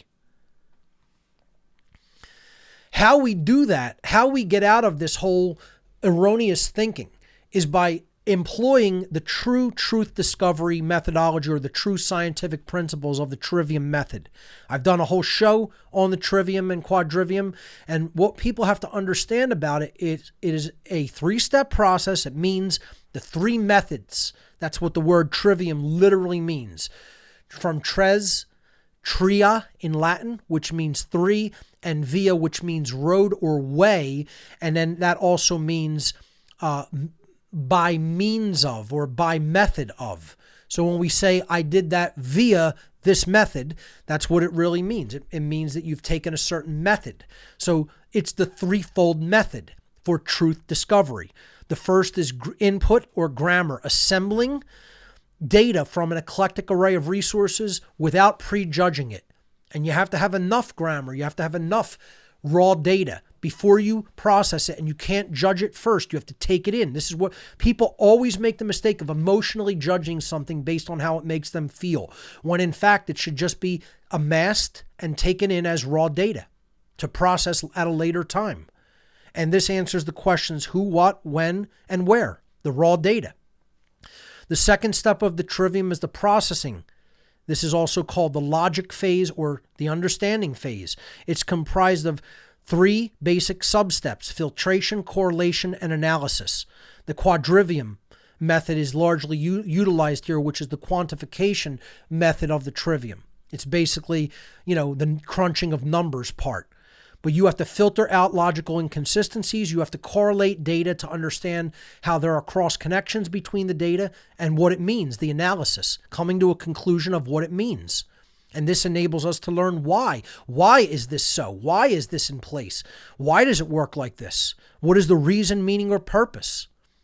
And then the third step of the Trivium is output, rhetoric, or wisdom. And we're falling horribly in all of these. The freedom movement is failing horribly in all of these steps. We don't have any one of these steps where they need to be in the freedom movement. That's why the freedom movement is failing. And less people are being attracted to it, and less people are even staying involved in it. Okay, it's falling apart. It's falling apart because we're not exercising real scientific methodology. It's falling apart because we don't have enough grammar. We haven't collected enough data about how natural law works, or even that it is in operation. We haven't understood how it works over time through our choices, and we haven't taught that understanding through rhetoric, through output, through conveying it to others, which is what wisdom really is. It's what we do with what we know. Okay, so output or rhetoric or wisdom is speech and action based upon the knowledge that one has gathered and understands correctly. This is how knowledge and understanding are propagated so that real and positive change can be created and realized. So what we're really talking about here is different things that we are actually doing with knowledge. Okay, the Trivium is actually how you structure knowledge, and ultimately, down the line, how you co-create reality as a species. All right? So the first step of the Trivium, the input phase, it constitutes having knowledge. It's the assembly and actual putting together of all the data that you require to go into the next steps of processing, understanding, and then doing something with it. The second stage, processing, constitutes understanding the knowledge that you have gathered. That's phase 2 of the Trivium. First is just getting the knowledge, taking it out of the realm of the occult and accessing it, having access to it, and putting it all in place together in one place, a data storage. Okay? This is what I call aggregation. I call myself an aggregator of knowledge. This is knowledge. The step 1 is knowledge aggregation.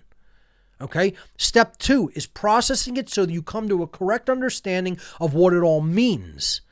And then step 3, the output or rhetoric stage, means you're taking right action with that knowledge that you now correctly, properly understand. The freedom movement isn't doing any of these 3 things. They don't have the knowledge of natural law. They don't understand the knowledge of natural law or what it means and how it works, and they are not taking the right action of that with that knowledge by teaching it to others. They are continuing to go in circles of telling people that political and financial machinations are all we need to become aware of, and then we need to rearrange the deck chairs on the Titanic by rearranging the political system, and somehow we will magically come out of human slavery without addressing deep-seated issues of dealing with human consciousness and spirituality. Because they think those are meaningless terms, most people in this movement. And they insist almost repeatedly that we need to know nothing about how consciousness works. We need to know nothing about how the psyche works. And we need to know nothing about occultism. We need to know nothing about natural law because all those things are meaningless terms and don't exist. More people in the freedom movement are like that than are not. And guess what? I challenge people to show me otherwise. Most people are atheists in this movement. There's more atheists than there are not. There's more total scientismic-minded people who believe science is the full arbiter of truth, that there's nothing beyond the physical. They believe in the materialistic realm only. They don't believe in spirit or consciousness. I've been told it over and over and over and over. They completely lack any sense of spirituality, and that's why they're getting their asses handed to them on a platter by the social engineers of the world and the Satanists of the world. And it will never change until we come out of the ego holding us back, thinking that we're the highest power in creation, and there's nothing beyond human beings, and there's no law in creation that ultimately governs behavior. That's why the ancient occult traditions would not accept anybody into the teaching schools of the mystery traditions that were atheists and did not accept a higher power than man. And here's what we're not doing, folks. We're not becoming teachers of natural law as a whole, as people who say that they're activists, say that they're agents of change, say that they want the world to change, say that they want slavery to go away, say that they want true freedom to manifest. It's a big crock of lip service. That's all it is. That's all it is. Because here's my challenge to people. I'm going to give you two challenges as to either prove me wrong or to do things that you think that could be improved upon. Okay? And I'm going to talk about this in relation to something else. Maybe the second one I'll talk about in relation to another part of this lecture. But here's what I want you to do. You find people who are very effectively and on a good scale publicly teaching the principles of natural law to other people. I could maybe name 5 or 6 people, if that, in the world that are doing that publicly, not going out on at a party with some of your friends and saying, oh, do you know what natural law is? And then trying to explain it to them at a party. Okay. Or going to a dinner with a family member and going, oh, do you really understand the difference between right and wrong? As if they're going to sit there and listen to your whole spiel at a dinner that they want to go out and just have some food and enjoy themselves. That's not what I'm talking about. I'm talking about publicly and formally putting knowledge out there to other people in whatever form of public communication that is available unto you to do through technology. That means through the internet, through blogs, through websites, through audio, through music, through podcasting, through writing books, which is also a form of technology. Of course, books are technology. The communication of ideas on printed pages. Of course, the typesetting was a technology. The types of printing that we have today for the printing mass production of books is a technology. Technology makes that possible and solves problems of communicating knowledge over vast distances and in large numbers. So this slide represents how many people are actually really becoming teachers of natural law in the world. The numbers are horrible, horrific, pathetic. And again, this is my challenge. And people will say, oh, I'm not ready, or, oh, I'm afraid to speak publicly, or, oh, I don't know how to do it, or, oh, I don't know the technology how to do it. Well, guess what? Maybe you need to take the time and learn all of those things. I didn't know how to do it when I first started doing it either. I started and got better at it as I went, which has evolved into what I'm doing now. And I'll get better at it as I go doing this. We try to constantly improve, get some better technology. So we increase production value, learn from our mistakes, get faster at doing these things, get better at doing them, put them out to a wider audience. That's what it's all about, is learning and growing. Why shouldn't I want to grow my operation and reach more people? I think I'm the best at what I do. I don't leave it to other people. I don't go, oh, well, they have that in hand.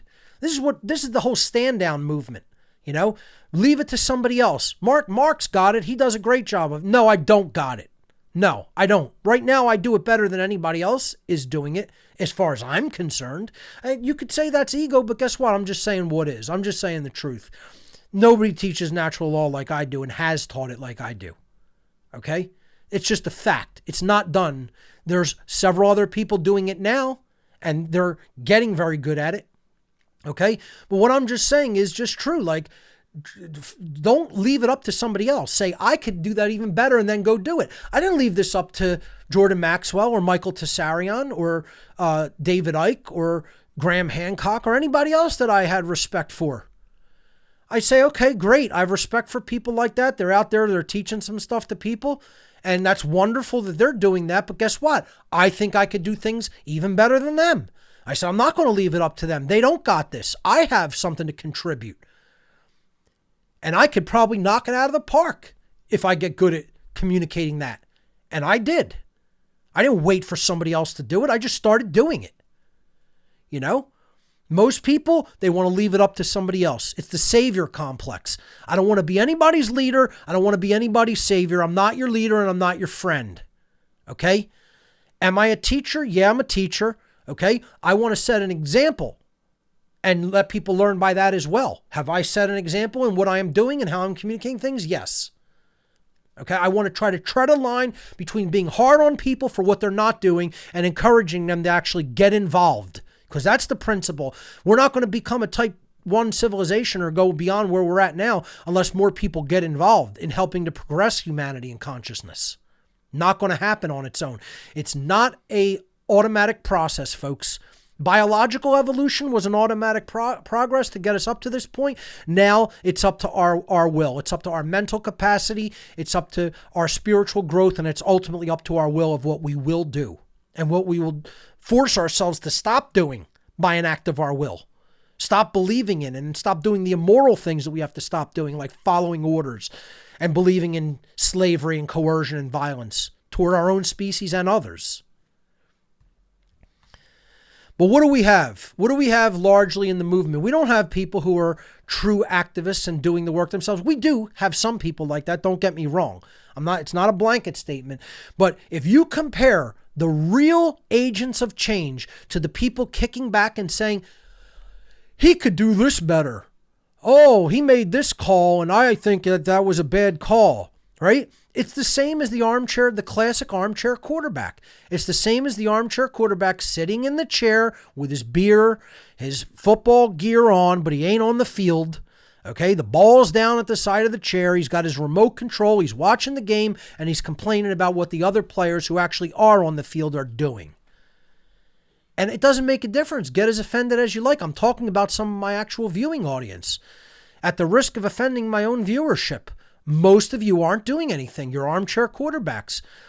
I tell people, stop listening and watching me right now. Learn how natural law works and go and teach it to others yourself. You will bring something to the table that I won't. Some people will listen to you who won't listen to me. Invariably, inevitably. Here's my challenge to people who are these armchair quarterback types. One, get on the playing field and actually teach natural law. Instead of actually complaining about what other people do or don't do, actually teach natural law to people. How about that? Imagine me making my show, okay? How David Icke fails at teaching people what he teaches them through his books and lectures. Imagine if that's what my show was about. Focusing on another man. Okay? First of all, that's a little creepy and weird, right? Secondly, I shouldn't be the focus on anything. The laws of morality are the focus that we're talking about here, folks. And people not understanding them is why we're held back as a species. Do you think your time is well spent attacking anybody? You can go and attack people who are really doing evil in the world, but will I make my show all about how Henry Kissinger is an evil bastard? I'll let people know I think he's one of the globalist agents out there, of course, but I'm not going to make my whole show an attack on one individual. The show is not about attacking anybody. The show is about the understanding of principles. The show last week wasn't an attack. The show last week was an explanation of an experience I went through so that if other people say, I'm going to work with these individuals, be aware this may happen. That's called holding a court of public opinion, of saying what occurred and letting people make up their mind. So do you believe the people who did these things that I outlined, or are you going to believe me as to that this is how it happened? You make your own decision and then go and do what you're going to do. But I will also tell people not to expect me to work with people who necessarily trust people who I know are untrustworthy. You know, you could say that's guilt by extension, but it's like I have to also kind of cover my ass and play self-defensively sometimes. You know, I can't just open, things that I do to other people who I may not be able to fully trust because they may be working with people who aren't trustworthy. You have to be careful about that when you're doing things like this. Okay, so, my point is instead of just talking about what other people don't do right that you think they should be doing or how they're failing. Actually get on the playing field and do it yourself. I didn't go, there were lots of people I was like, oh, well, he's doing this right, but he completely misses this, you know? I never saw anybody actually talk about natural law, even though I knew about it when I was watching a lot of these other teachers. And I didn't go, let me just totally rip into somebody like Michael Tessarion for not actually using the phrase natural law or teaching the morality of natural law and not teaching anarchy. You know, he was doing his work, I'm doing mine. It's sort of, a little bit disappointing that someone like that has chosen to attack me. And I've never said an unkind word about someone like that. I don't go and attack other people for doing part of the work. I appreciate them doing part of the work. I'll fill in the gaps in places that I think are important. Some people say, Mark, you don't talk enough about, this aspect of shadow work or this aspect of meditation or whatever. Hey, if you think you could do it better than me, wonderful. Maybe somebody else could teach how to move people along less harshly or a little bit more compassionately or try to uncover their personal traumas. I'm not here to be a personal guru for anybody or work you through your issues. I could show you the tools for doing that, but I'm not somebody that says, go and sit down in the chair and I'll be your psychologist for the day. You got to put the big boy pants on and the big girl pants on like I did and solve your own issues, your own internal issues. That's not what I do. Hey, maybe people go, oh, well, since you don't do that, I'll do it and I'll do it better. I'll do it more effectively. Wonderful. Go out and do that. Show me how that's done. Right? But get involved. Getting involved solves the problem. Talking about what other people are doing wrong or not doing doesn't solve the problem. You're not part of the solution when you do that. Okay, if somebody's doing something overtly immoral, expose that, right? Especially if they're asking other people for their trust. But don't just start attacking people who are actually doing something. That's not a good use of your time. It doesn't matter who it is. It's not a good use of your time. The time should be spent teaching objective morality, teaching natural law to people and explaining to them how it works and why it's important to know about it. Teach occultism to people. Explain to them how it works and why it's important to know about it. Teach them the underlying causal factors, the why. Okay?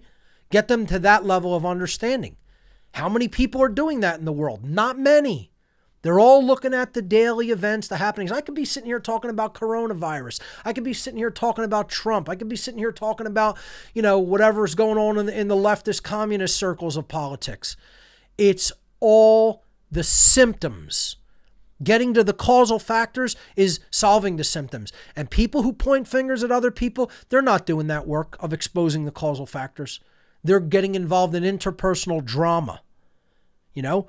I'm trying to analyze what is the psychological factor that's making people behave that way. You know what it is? It's trauma in their life that is unresolved. It's them not doing the shadow work upon themselves. Deep internal shadow work, alchemical shadow work, deeply done upon their own psyche because they still have unresolved traumas. It's deflection. It's, putting their projection. It's saying that their psychological problems are actually other people's when they're not really doing the work to resolve those psychological problems and traumas in their own life. See, I only look at it from the perspective not to point fingers and obsess on anybody in particular. I'm talking about what is this psychological dynamic? A lot of people take the approach, never even mention it, right? And guess what, folks? I don't pay attention to anybody individually, personally. I don't have time for that. I'm not going to feed into that drama, right? But I'm talking about the psychological dynamic of all the people in the world who behave like this. That's who I'm talking about. A lot of people get egotistical and want to say, he's talking about me. I ain't talking about you. Okay? Trust me, I won't waste my time for a moment. I have way bigger and better things that I'm doing with my life. I'm actually doing things that take up my time, that take time to do. Okay? Like build presentations and deliver presentations and attend places where people want to hear me speak because they think I have something valuable to say and to teach them.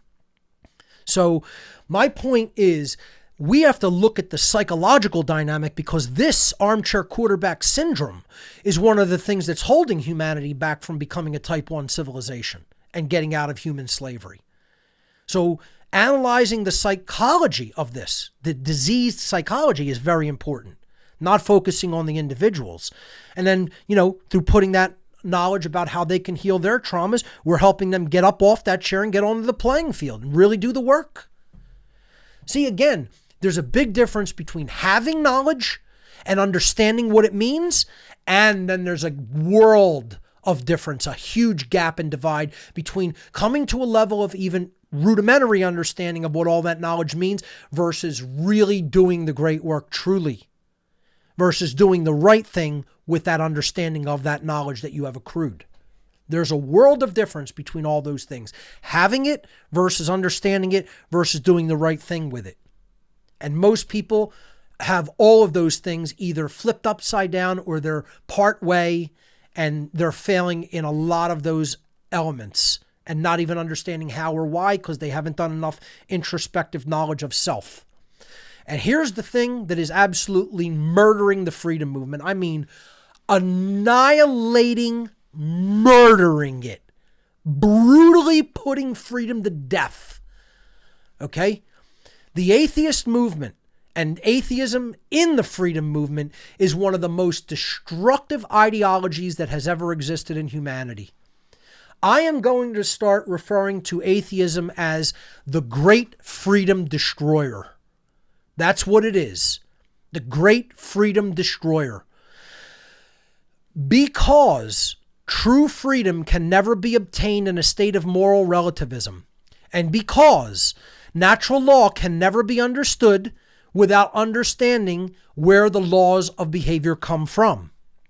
And because right and wrong can never be created by human beings or granted or taken away from human beings. Rights can never be granted or taken away. Human beings don't get to decide what right behavior and wrong behavior is. Human beings are charged with the task of learning and understanding and discovering of what right behavior and wrong behavior is. Because all of those things are hinged upon right and wrong being existing in nature, and the consequential laws that right and wrong have everything to do with and that govern human behavior are existing in nature and were put there by or sustained there by some form of intelligence or creator or nature itself, however you want to look at that. It's a higher power than man, and it's not done by man. Atheism, by definition, an atheist is incapable of truly understanding natural law. Therefore, an atheist almost always rejects the existence of natural law, okay, and says that it's a belief system when in fact it is not. It constitutes a science of morality, meaning a knowing definitively of the difference between right and wrong behavior and how the consequences of taking wrong action negatively impact society, where the consequence for actually living morally and taking moral behavior and right action enhances society as a whole in the aggregate and works toward greater levels of freedom, consciousness, expression of human beings' potential and a whole society's potential. Okay? Atheism, by definition, obviates all of that and makes it impossible. No atheist can ever truly understand real freedom or how it is created and sustained.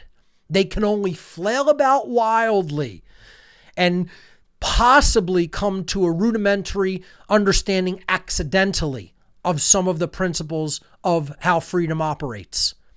But I've never met an atheist that didn't have a hardened ego and wasn't completely opposed to actually looking at natural law and how it works and attempting to understand it. Because the first thing, as soon as they hear that natural law comes from a higher power than man, and that the laws of consequence are in effect due to a higher power than man, they're out. That's it. They're shut down. They shut off because their system of mentality is a religious belief system based on emotion, not based on rigorous investigation, based on observation and facts. They have a totally emotional, reactionary dynamic in their minds.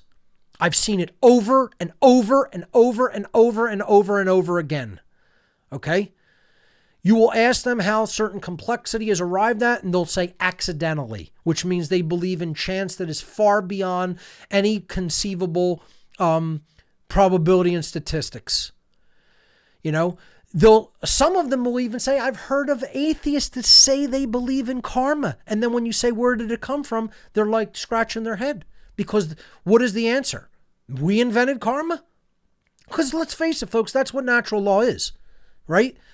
I could use the term karma and natural law practically interchangeably. Real karma is what natural law is, not the, cartoon variant of karma, that you do something wrong and immediately an anvil falls on your head.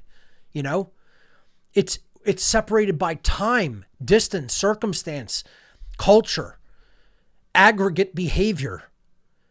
The laws of real karma are very complex, and it doesn't always manifest just in the physical world while you're alive. It's propagated through memory over time down to future generations and has an effect in long-standing stretches of time. This is why people can't readily see it. It is why it is of occult laws. Karma or natural law is of an occult nature, meaning it is not readily seen with our eyes, our normal five senses, which we perceive the physical world with, and it is not measured with traditional scientific instrumentation like a digital caliper or a pair of eclipse glasses. You're not going to detect natural law with those things. It involves a sixth sense of memory and observation over long periods of time. And that's what most people don't want to do, and they have no sense of, and they have no long-standing understanding or view of history. And that's why they fall into these things like the atheistic belief system that there is no higher power than man. It's like a fish denying the existence of water that's sustaining them and giving them life. It's the religious belief in a spontaneous, causeless, sourceless, purposeless, meaningless existence. And guess what? If you don't think that's what atheism is, folks, talk to some hardcore atheists. I'm not talking about agnostics here. I'm talking about people who say, absolutely, there's no power higher than man in creation. That we're the epitome of existence, that there's no creative force or intelligence in nature, that nature's a mechanistic dead thing that exists for no purpose or reason. I'm talking about hardcore atheists here. They are scientific materialists. I can call them scientismic materialists. All right? And you know what it gets you? Totalitarianism and slavery. Because every totalitarian regime was backed by a total materialistic worldview that has ever existed. And that man is God. There's no power higher than man, so man is the lawmaker. Man is the authority. There is no natural law. There's only man's law, and we get to decide what's right and wrong, and we get to enforce it through brutality. That's what's gotten you. Atheism is what's gotten you every totalitarian regime on the face of the earth, folks. And again, I'm not advocating for religious belief. See, this is where people are in a totally rudimentary, childish understanding and trapped in a dialectic, because people vacillate between religious fervor and atheism, when both of them are completely wrong. Religious thought needs to be destroyed, and atheism needs to be destroyed because it is religious thought. It's all religion, folks. It all holds us back from truth. It all holds us back from an understanding. So when I tell people I don't believe in any religion, and I'm not an atheist either, I want the destruction of all of those things, they don't know what to think, because their minds are so unidimensional and unevolved that they cannot perceive that there is something that goes beyond those two extreme false dialectics. And yet there is. It is the position that a higher power exists, puts natural law into effect, but also gives sentient beings free will to choose their behaviors. And it doesn't interfere in the process from that point. That means that the universe is governed by law, both physical and behavioral law. Physical and spiritual law all exists in the universe. And the randomized component that cannot be fully predicted is free will. This has been called the free will theory or the free will hypothesis. But if you really understand how this works, it's an actual science. It's not a hypothesis or a belief. Okay? The problem is most people don't have the grammar assembled to understand how it works and then to teach it. They don't have the trivium in hand. And atheists are one of the core problematic figures of this. Okay? They're the people who are destroying the freedom movement daily. There are anarchists, people who consider themselves anarchists, that are atheists. And in my presentation at Seed called Fake Ass Anarchists, I am going to explain that there is no such thing as a true anarchist who is an atheist. There is no such thing. You are only a atheist. You are only an anarchist in name only if you claim to be an atheist. There is no true anarchy in atheism. It is impossible. It cannot be. Anarchy can never exist in a society that embraces atheism any more than anarchy can exist in a society that embraces moral relativism. Freedom cannot exist in an atheistic society, and freedom cannot exist in a morally relativistic society. Impossible, according to cosmic law. And nothing will ever make it so. You can beat your head and fists on the table till the end of time. It will never be true. It can never be true.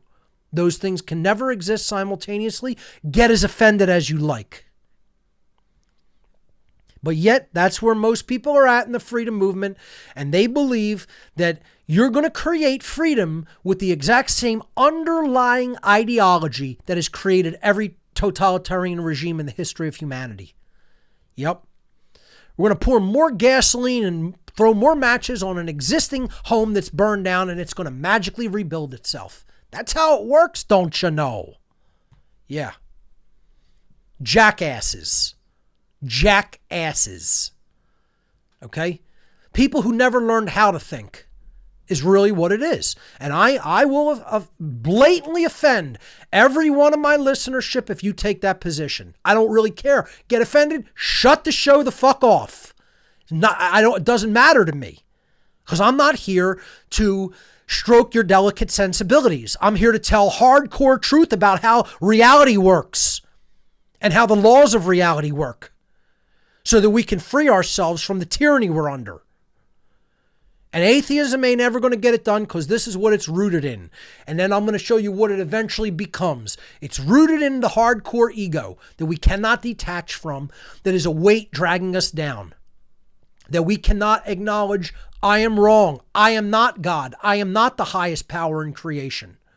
See, that's what I had to do from my former belief system of atheism and Satanism. Okay? To acknowledge my little puny human consciousness is not the arbiter of right and wrong. Nature is the arbiter of right and wrong. God is the arbiter of right and wrong. A higher power is the arbiter of right and wrong. And a higher power allows us to perform rights and then it exerts consequence when we perform wrongs. That isn't done by human beings. That's done by nature and or a higher power that people call God. I don't believe in the personal God that religious nutcases believe in, and I think all religions are utter nonsense. But do I believe in creation and intelligence that underlies creation and either creates and or sustains laws that are effect regarding not only the physical things in our universe, but also behavioral choice? Yes, I don't think that exists or believe that it exists. I know that it does. And that knowledge is what most people lack who have a calcified human ego that has gone completely out of control and is holding them down like a shackle on their neck and a huge steel ball that they're taking themselves and throwing it into a deep water system to drown. Because that's what it's doing. It's killing us.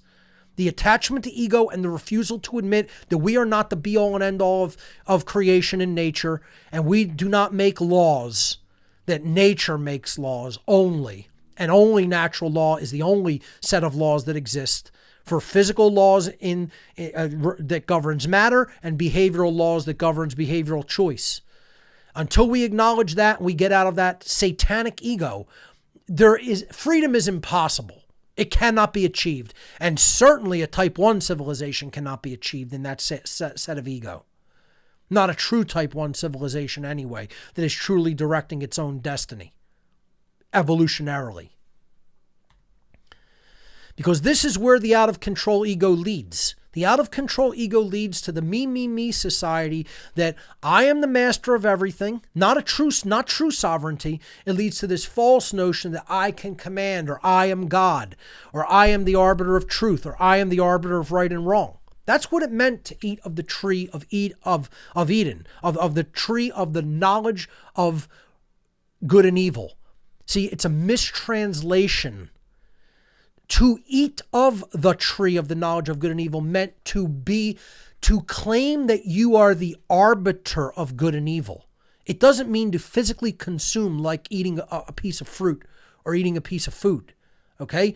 The term connotatively and spiritually translated in like, you can say all kinds of terms that like really have a deeper esoteric meaning that you don't translate literally. So the idea of to eat of the tree of the knowledge of good and evil meant to say human beings, we as human beings, or just I myself in my runaway ego, I can arbitrate or decide for myself what good and evil are, what right and wrong are.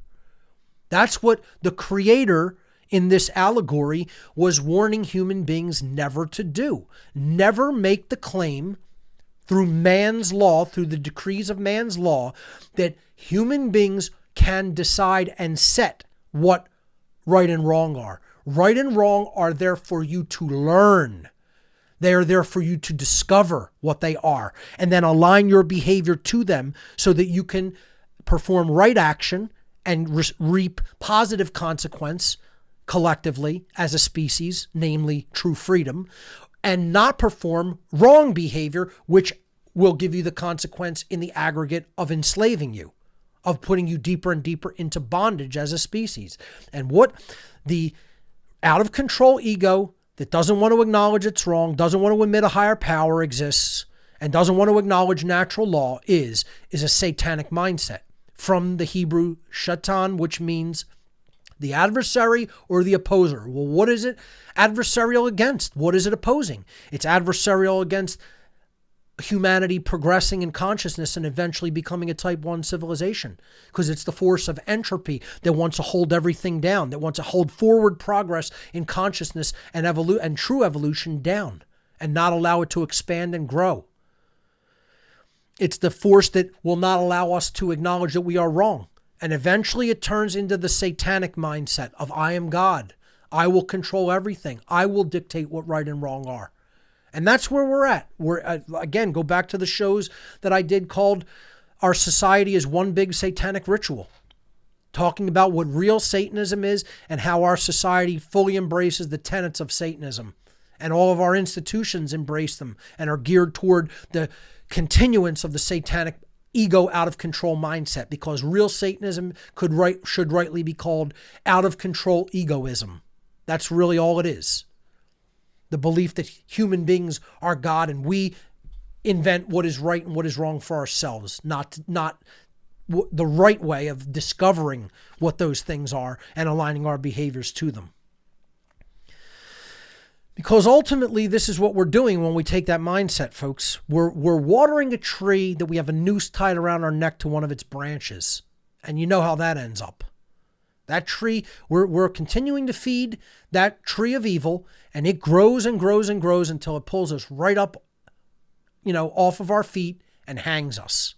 And that's where we're at. We're not toward becoming a type 1 civilization, anything but. We are far toward committing collective suicide, aggregate suicide as a species. Far closer to that than we are to emerging out of our chrysalis or a cocoon and becoming a type 1 civilization and going to the stars. Not on our current trajectory. Can it be done? So here's the thing, folks. I want to leave you with some semblance of the possibility for this to happen. Can and will are two different things. I've repeated this over and over again. Can it be done? Yes, absolutely it can be done. I wouldn't even bother to talk about it if it was impossible. It's like, yeah, can a human being with no technology whatsoever just step off the edge of a building right now and float in midair? Impossible. I'm not going to sit there and talk about the feasibility of doing that, because it doesn't matter who you are, you're not doing it. It's impossible in our current condition. So, is it possible for us to become a type 1 civilization? Well, not in our current condition. We would have to change and stop doing things. We'd have to stop believing in the religious nonsense we believe in, the belief in authority, the technologies that we're using that are totally controlling and polluting. We would have to reevaluate those and come up with something better. We would have to stop doing and condoning coercion, violence, and slavery. A society can never become a true type 1 civilization while continuing to do and condone those things. Order following would have to go away. A true development of conscience would have to be born.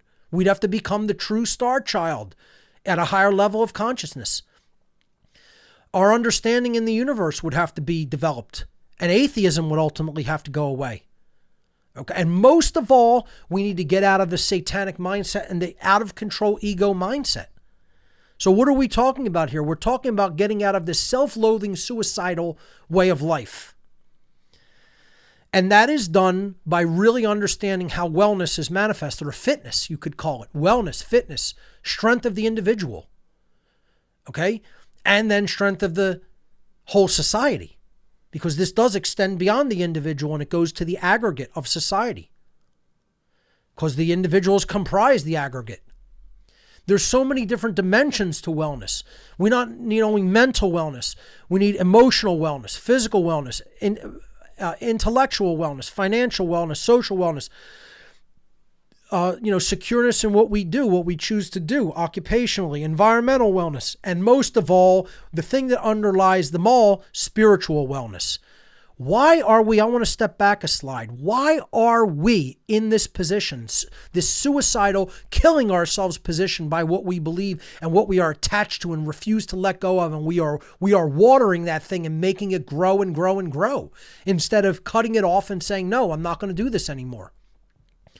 Where does that come from? It comes from ultimately deep-seated self-loathing psychologically. But ultimately, where does that come from, folks?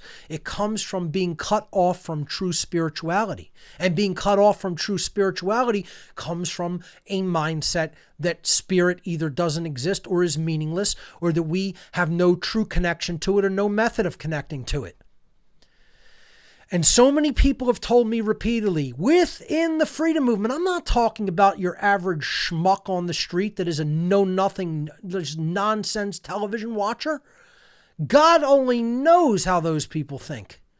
I'm not even talking about talking to them. I'm talking about talking to people who are active in the freedom community, claiming to be activists and or change agents, and people like showing up at meetings and meetups saying, I want to do something about this state of our loss of freedom. And then the next thing out of their mouth is, I'm a hardcore atheist, believer in only Newtonian mechanics, and the physical world is all there is. There's no such thing as spirit. There's no such thing as consciousness. And we just got to put new leadership in there. We just got to take down this political system and stop the financial dilution of our currency and stop, change the political system, and we'll be free. Yeah. Keep telling yourself that lie, buddy and missy. It's never going to happen that way. It cannot happen that way. And then I'm the bad guy. I'm the bad guy for saying that. Because I'm hearing a slave yap away that, whoa, there's no spirit. There's no spirituality. This isn't a spiritual crisis or problem. No. It's all just physical. There's nothing beyond the physical. Matter is everything. Just popped into creation for no reason, no purpose, at some point in the past for utterly no reason, from nothing. And that's not a belief, that's science. Yeah, sure. Like, first of all, we're going to understand the total processes of creation. I'm not talking about knowing the totality of the mind of God. I'm talking about the simple knowing of, if you behave like this in the aggregate as a species, you get this result. And if it's against the laws of right and wrong, you're getting slavery every time. And if it's according to the laws of right and wrong and you're doing the right thing, you're going to get freedom every time. But no, that's too complex for these jackasses to understand, because they want to cling to their religion of atheism and not understand there's a higher power, and then say there's no such thing as consciousness. It's a meaningless term. You're a fool, a true fool, if that's how you think. And guess what? I'm talking to most people in the freedom movement, and that's why you are killing it. It's dying. It's failing. It's not growing. The people who think it's growing are delusional. It's dying and failing. Censorship and totalitarianism are taking over. More people think that those are good ideas than don't. Just like they did in Nazi Germany and Soviet Russia and Maoist China. Okay? And it's because of atheism. It's one of the main reasons. It's because of lack of spirituality in one's life.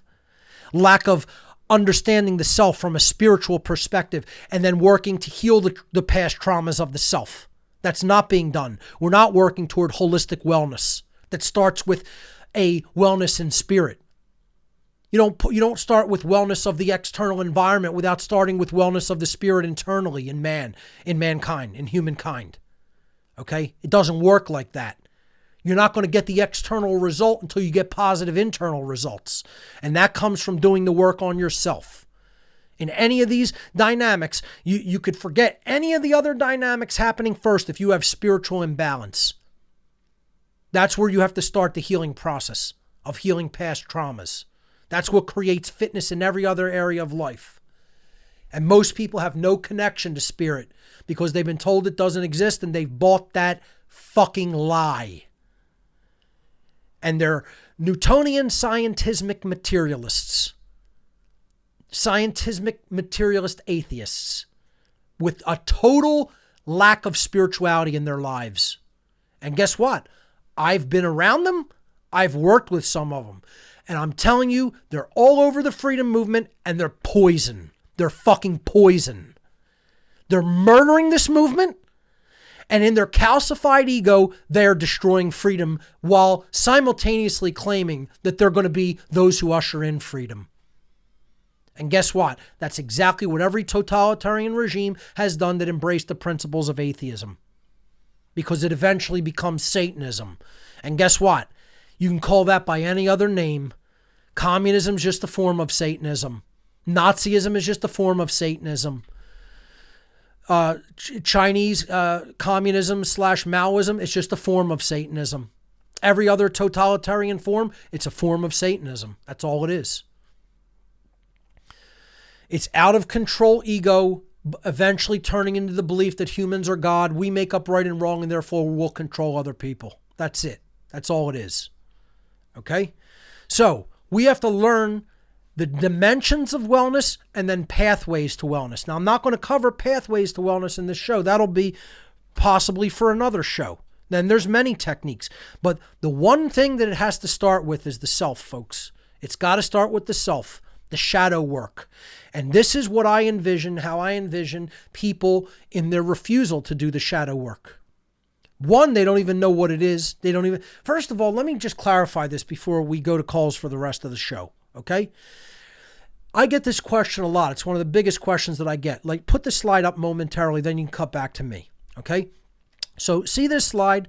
This is like a hazy, shadowy figure that isn't fully formed, that it's nebulous.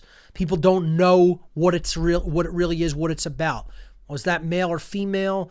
Is it something that is, a parasite? Is it really human form, or is it taking the guise? It's nebulous and unknown. This is what the deep inner work is ultimately about, right? Now, there's a million techniques to do it. There's a million techniques to work your way into doing it that I would say maybe aren't actually the shadow work themselves, but kind of almost condition and fool yourself into going within and doing it. But I'm going to explain what the shadow work, because I get this question almost all the time, and no one's ever satisfied with the answer of what does to actually do internal shadow work really mean, right? Do you have to learn all these complicated techniques? Do you have to go into all these mystery traditions and become an initiate and go into this school or that school? No, none of that's necessary. Do you know what's really the shadow work? What all that's involved is you set aside external distractions, okay? Sit with yourself. And as soon as that's said, most people, they're out, I'm out. That's done. That's the last thing I'll ever do. Sit quietly with yourself and be honest with yourself in your own internal mental dialogue, the ways that you fall short of being the best and most moral human that you can be. Right? Okay, I look at, say, I can be way super harsh on people because I have a very low tolerance for stupidity and willful ignorance. Do I recognize I'm like that? I don't lie to myself. I'm like that. That's part of doing the shadow work. I could start doing shadow work right here. Okay, I could just calm down, set out all other distractions. I have a problem with other people's extreme willful ignorance, and it makes me like a crazy madman in anger. Yeah. Is it something I should just tolerate and accept? No. But maybe there are other ways to reach people. I want to try to do that. Strike a balance between saying this isn't okay, and you can get out of that state, right? Maybe other people say, oh, he doesn't do that well. And I admit, maybe I don't do that well. But that's part of shadow work. You say, here's my shortcoming. This is what I have to improve upon. This is what, sorry folks, I dropped my headset. Let me just get that. Because people generally listen in through Discord that way. I keep the mic from that there, and the cord pulled it off. You say, here's the ways that I'm falling short in what I know I could do better.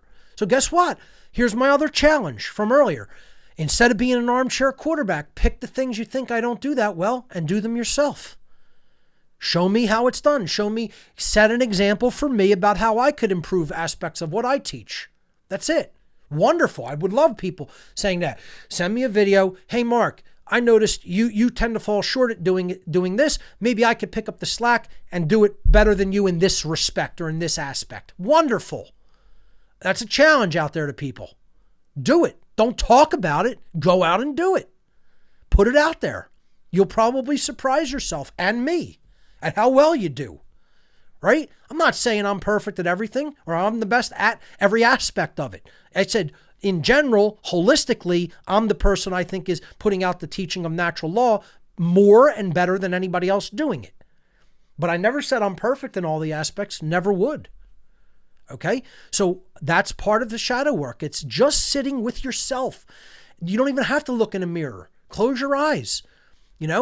Just say, hey, I sometimes don't treat people with as much respect as they should be given. And I'm maybe curt, abrupt, not as kind as I could be. Whatever the element may be. I tend to ignore things that I don't agree with and react emotionally. There's a million ways you can do this shadow work. But the first place it starts is with the first tenet of awakening and the first tenet of initiation. Stop lying, especially to yourself. All the ways that we're falling short of becoming a type 1 civilization, ladies and gentlemen, starts with lying to ourselves. Lying to ourselves about what's true, lying to ourselves about what's real, lying to ourselves about what we must do, lying to ourselves about what we really should stop doing that we don't want to admit we should stop doing. And most of all, lying to ourselves about our immoral and bad behavior and or our condoning of it for others. This is what the shadow work is to do, folks. It's deep introspection with the self and acknowledging the shortcomings of the self. It isn't anything more or less complicated than that. Now, there are techniques that can open that up for people.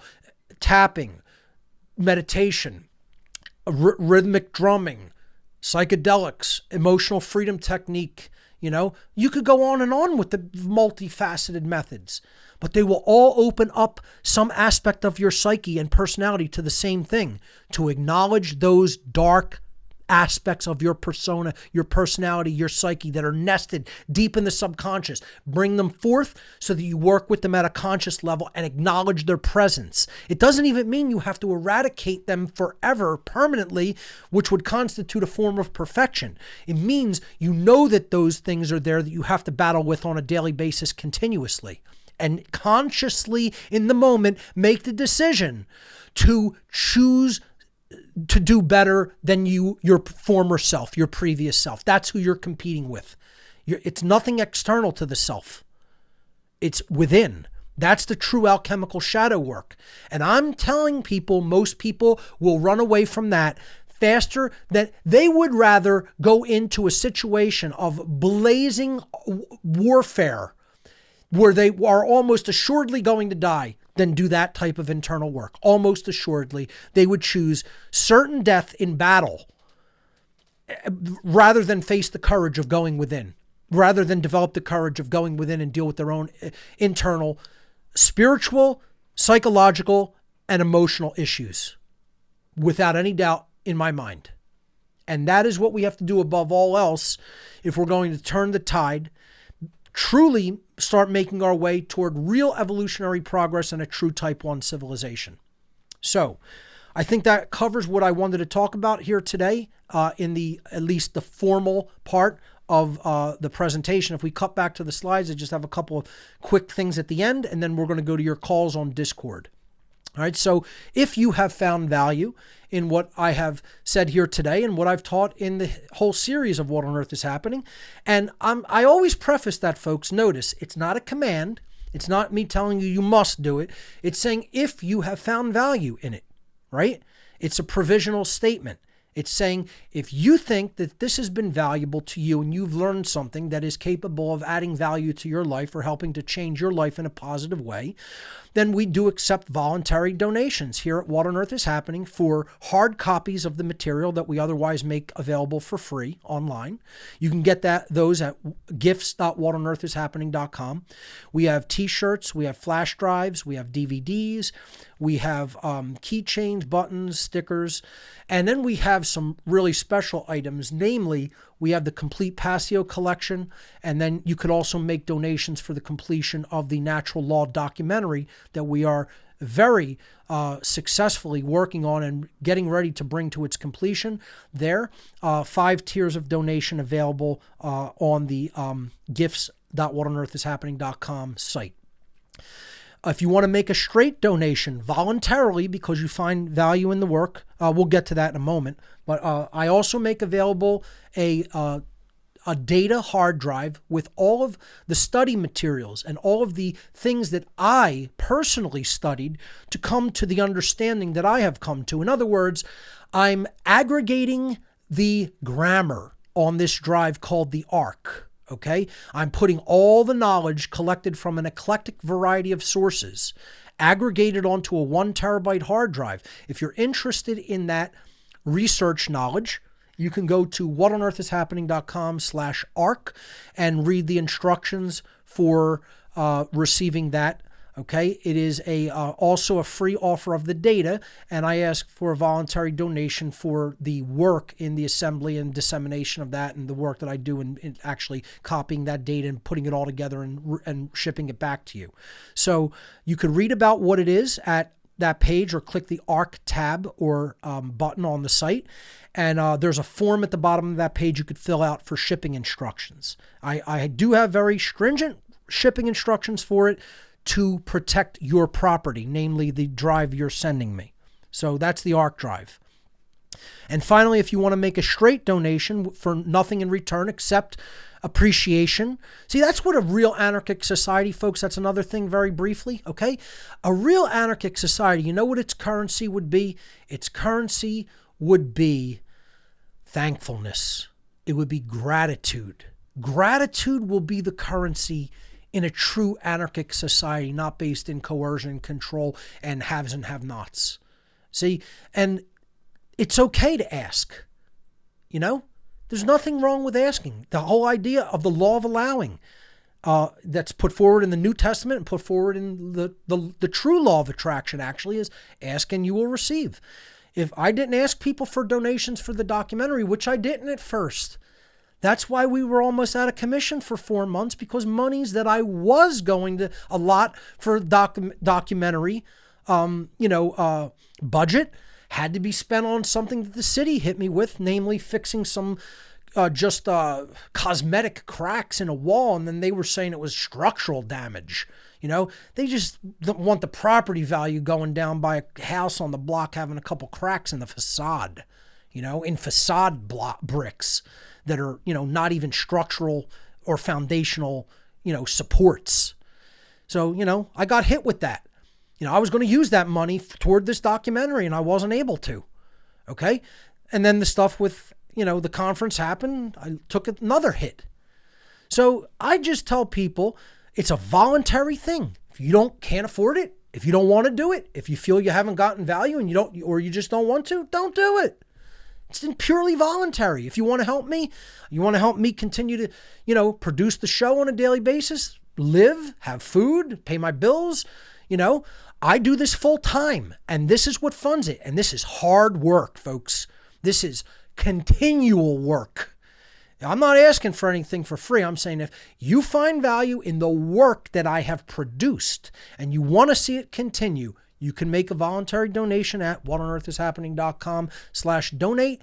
And anybody who's doing the great work, I say, you should ask and you should receive. As a matter of fact, it's a lot better than anybody else doing some of the nonsense that's done in society, like stupid sporting games and, all kinds of other fruitless endeavors. Okay, yeah, they entertain and amuse people, but guess what? Are they really teaching people what they truly need to know to become truly free? No. And they're making millions, So I don't apologize for asking for donations. And I think anybody who is doing the true great work should receive abundance in their life. Okay? A lot of people have to move past that idea that, we can't use resources to grow our work and to help extend it to more people. Look at the production values of what we do here. My staff is doing great work and they're even operating on a volunteer basis. I still, unfortunately, can't really just pay them on a continual basis, but I would love to make enough resources to say, hey, you get this for what you do. I really want to try to start doing that sooner than later. I thank them all the time for being willing to help this operation, help the cause of what on earth is happening out of the kindness of their heart. But, equipment isn't free. Bills that have to be paid are not for free. There's living expenses and there's operational expenses. And anybody who's actually doing things knows that, and they will understand this is a voluntarily run operation. And if people find value in the work that's produced and what we're teaching here, if you want to make a donation, it's purely voluntary. There's how to do it. So thank you to everyone who has. You guys keep this going. Okay. You keep us continuously being able to teach this, put it out there to new people who are learning about it every day. It's a slow process, admittedly, but the whole old saying is it does have to start somewhere. I'd like to see it pick up a lot faster and reach a lot more people, but we got to go with where we're at and start somewhere. So thank you to everyone who's contributed in any form that they have contributed. It means a lot to us and it is appreciated from the bottom of our hearts. So thank you. And that concludes the whole presentation part. We have about a half an hour left for calls. I ran a little over time. I generally always do that. Maybe next week we'll do a whole call-in show or something on this topic. But let's see what people want to talk about. I'd particularly like to hear questions regarding things that I talked about today and or in any part of my work. And I'm just going to randomly go to some callers in the Discord room. I always, put this headset on to talk to people so they can hear me clearly in the Discord room. So let's see. Let's go to Anthony from Australia. You're live on What on Earth is Happening. Welcome to the show. What do you have for us here today? G'day, Mark. How are you? Can you hear me? Yes, I can. You're coming in loud and clear. Yeah, I'm great, mate. Look, first of all, I just really want to thank you for everything you've done. Thanks to you, I've put so many things into my life. I've gone vegan. I've come off my SSRIs, which I was on for about 10 years. Wonderful. I stopped drinking fluoride. I left a career in marketing because, it was morally wrong. And I can just attest to the fact that even just putting those things in my life, I can just think clearly. I can look at a news article and connect the dots where people around me, they're just completely confused. Yeah, that's what this is all about, is clearing up that confusion in people's minds to help them to understand accurately what's really going on, not only around them in our society, but within them internally.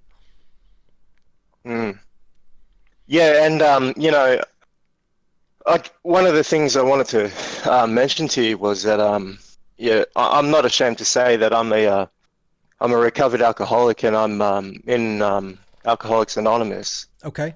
And when you look at the way that Alcoholics Anonymous operates as an organization, it actually teaches morality and spirituality, but not in a dogmatic way. Mm-hmm. They allow you to, you basically just have a higher power in your life. Right. And also the way that the organization is structured, it is anarchistic. It's an anarchy organization. You know, there's no hierarchy.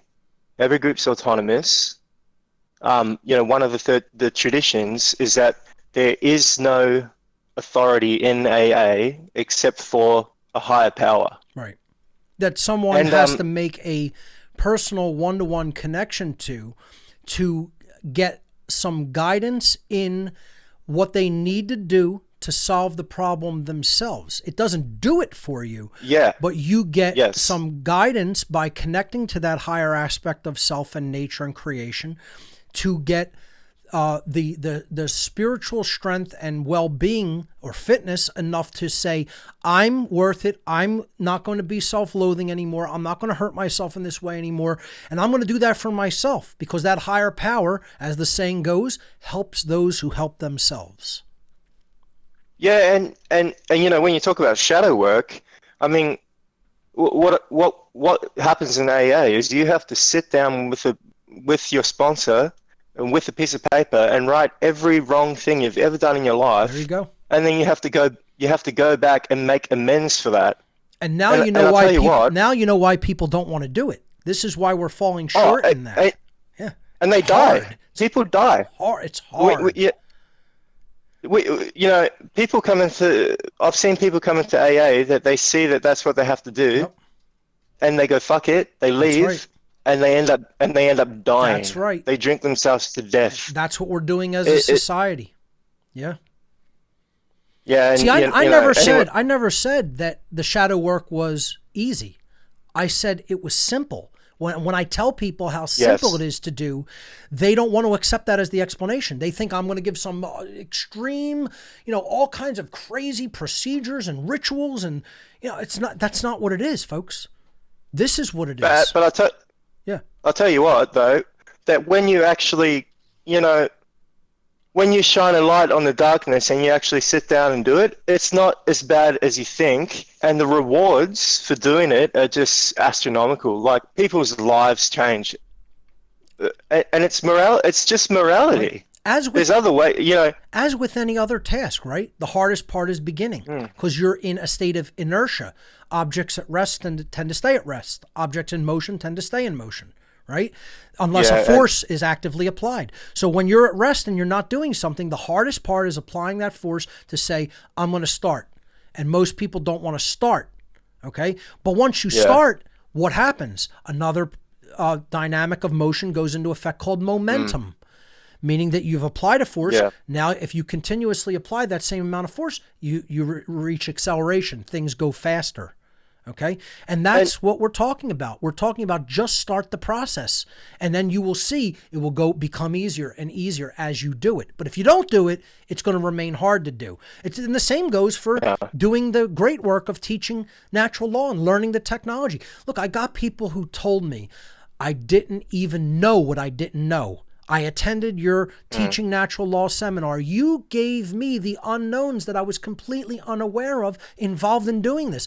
And I had this knowledge. They were at the step where they had the knowledge of natural law and they understood it. But then they're like, well, how do I teach it? What do I do? I don't even know where to start. So they took the seminar. I'm having that problem myself. Right. They took the seminar. I showed them some software and they were like, I can do this. And then they went home and they started doing it. I'm going to teach Yep. people how to build presentations on the air one day. That's going to come soon, actually. Maybe, within a month or so. We're going to build a presentation from scratch on the air, and you're going to see actually what's involved. And people are going to be like, okay, that's fairly easy to do. It's nothing super complicated with technology, but there's involvement with it, and it takes time. You have to craft it, and it's not an instantaneous process. Like I said, the presentation gnomes don't come and visit me and say, here's your presentation for the week. I got to build it. And I got to try to make it look decent for people because I want good production values in my work. And see, the whole part of it is you start it, you get better at doing it as you go. That's all. It's just continuous effort and work and improvement. That's what all evolution is about. I've got a question for you. Sure. It seems, I'm not sure really, but it seems to me, from my experience, I've lived in New Zealand and Australia, and I feel like these societies, I mean, they're fucked. You try to talk about Australia is one of the most atheistic societies in the world. The whole world is becoming that way. And then the religious communities, I mean, they've got their head up their ass as well. I'm in full agreement with that. And see, that's why my work generally offends everybody. Nobody knows what to make of it because I tell people atheists have their head up their ass and religionists have their head up their ass. We need to understand there's simply a higher power. We don't need to fight each other over what the characteristics of that are, but it puts right and wrong into effect. It sustains that. Yeah. It gives us the consequences for what we choose to do behaviorally.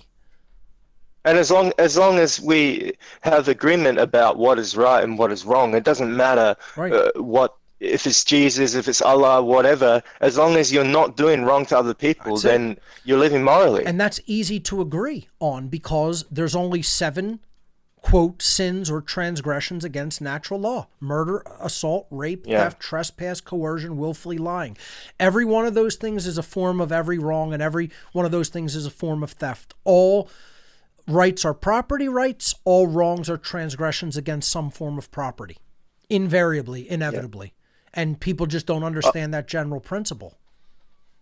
And just one last thing, Sure. Mark, have you heard of the researcher? He talks a lot about false flags and crises and stuff. Ole Damagard. Yes, I actually met him last year at Anarchapoco.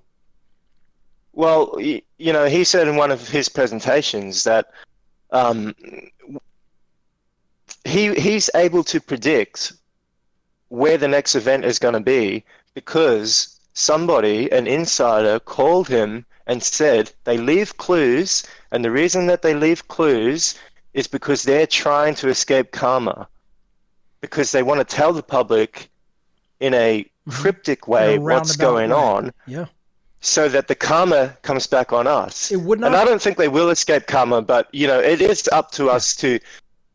I mean, if we're just gonna watch sport and drink beer and eat chips all day and not see these things, then the karma does come back on us, and it comes back on our children. I fully agree and couldn't agree more. And I do believe in a sick, perverted way, they believe they're somehow alleviating their karmic debt or burden and telling people in these cryptic, covert ways what they are actually doing. It would not surprise me a bit if that is what is actually occurring. And I think Ole has done a lot of great work regarding false flags, and even that aspect I think should really be looked into and seriously considered because it very, very well may be exactly what's happening. So, Anthony, I want to thank you for your great points and thank you for the call. I'm really glad that some people are tuning in from Australia and really getting the message. So thanks so much. No worries. Thanks, Mark. Awesome. See, like the message is going out there slowly but surely, and it's getting out to different areas of the world. I'll tell you, I've said it before and I'll say it again. I've been very hard on our European brothers and sisters. Super tough on them, okay? It's because the tyranny is even more advanced there, okay? But they've really been picking up the pace and paying attention, and people in Australia and New Zealand definitely.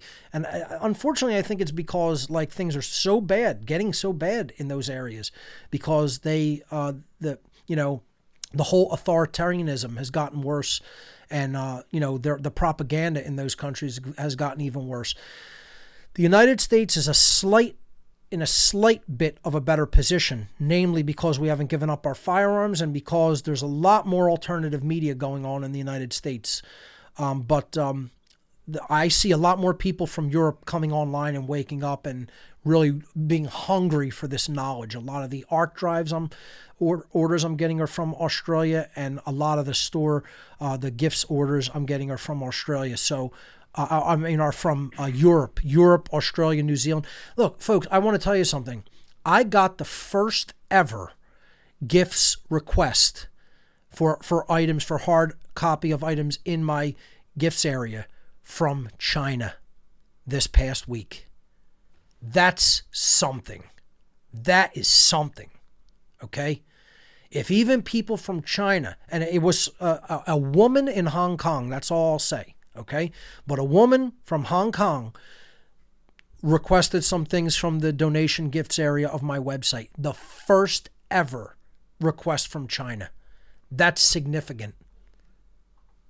That's powerful, and there is something happening there. So let's move on to another caller, and let's go to, let's go to Josh. Josh, you are live on What on Earth is Happening. Welcome. Hey, Mark, can you hear me? Yes, I can. Coming through. Hey, I just want to say how grateful I am and thankful for your work. You really inspired me to do better. I got a better job. I'm now a truck driver, and I want to be making more money so that I can be more creative in music and things of that nature, and start teaching myself about natural law. Awesome. I mean, that's really what this is about, is improving yourself in the way that you can build up your own wellness and fitness, and then you could help to reach other people who might not be as fortunate or might not be in the same position as you, and you could help bring them up in their understanding. It's about becoming a student and then becoming a teacher. And, I'm always a student still. Their learning process should never stop, should never end. But we should also make an effort to teach what we have come to understand to people who have not yet come to understand it as well. Yeah, amen, man. Well, coincidence today, I wanted to share with you an experience which leads up to my next question, if that's okay. Sure, go right ahead. That I actually had today. So you've mentioned Nicholas Schreck on your show before. Yes. I actually was very fortunate enough to talk to him just this morning. His website was doing a contest thing where, you're the first person to message the page, you get about like an hour or two with him. Uh-huh. And I did get to talk to him just today from Berlin, Germany, and it was very interesting. And we talked a lot of things about, the old Satanism, Temple of Set, sure, things like that. And then we started talking about consciousness and this reality being more of an illusion. And I wanted to ask you, I saw that you were live today. What do you think about this domain and this reality and its ties into being an illusion? Well, I've often described it as a consciousness holodeck. Ultimately, everything comes from what is referred to as the all, nature, the all force. It doesn't matter what you call it. And it's having an expression for learning and growth. And I think there are expansions and contractions of that, like the ebb and flow of waves or tides. And ultimately, it is a construct. It's a construct that exists in mind. That whole thing is mind. This is what the first principle of natural law in Hermeticism, they called it the first Hermetic principle, that the whole universe is a mental construct. Everything is ultimately comprised of mind. And then in an illusory sense, almost like a technological holographic way, it takes on realness because it's basically vibration. This is one of the other Hermetic or natural law principles, the principle of vibration, that everything is moving, nothing is ultimately at rest. And that motion creates the differentiation from the one thing, and it creates what we consider space and time and matter. And that allows that consciousness to have learning experiences that we call events that take place in the 3D world, in the physical domain. And, if you really look at what matter is, it's quantum fluctuations in the vacuum. That's really all it is. That's all atoms are. They're not really comprised of any solidity. And that's a difficult concept for most people to even conceptualize, that really there's no true matter of solid objects.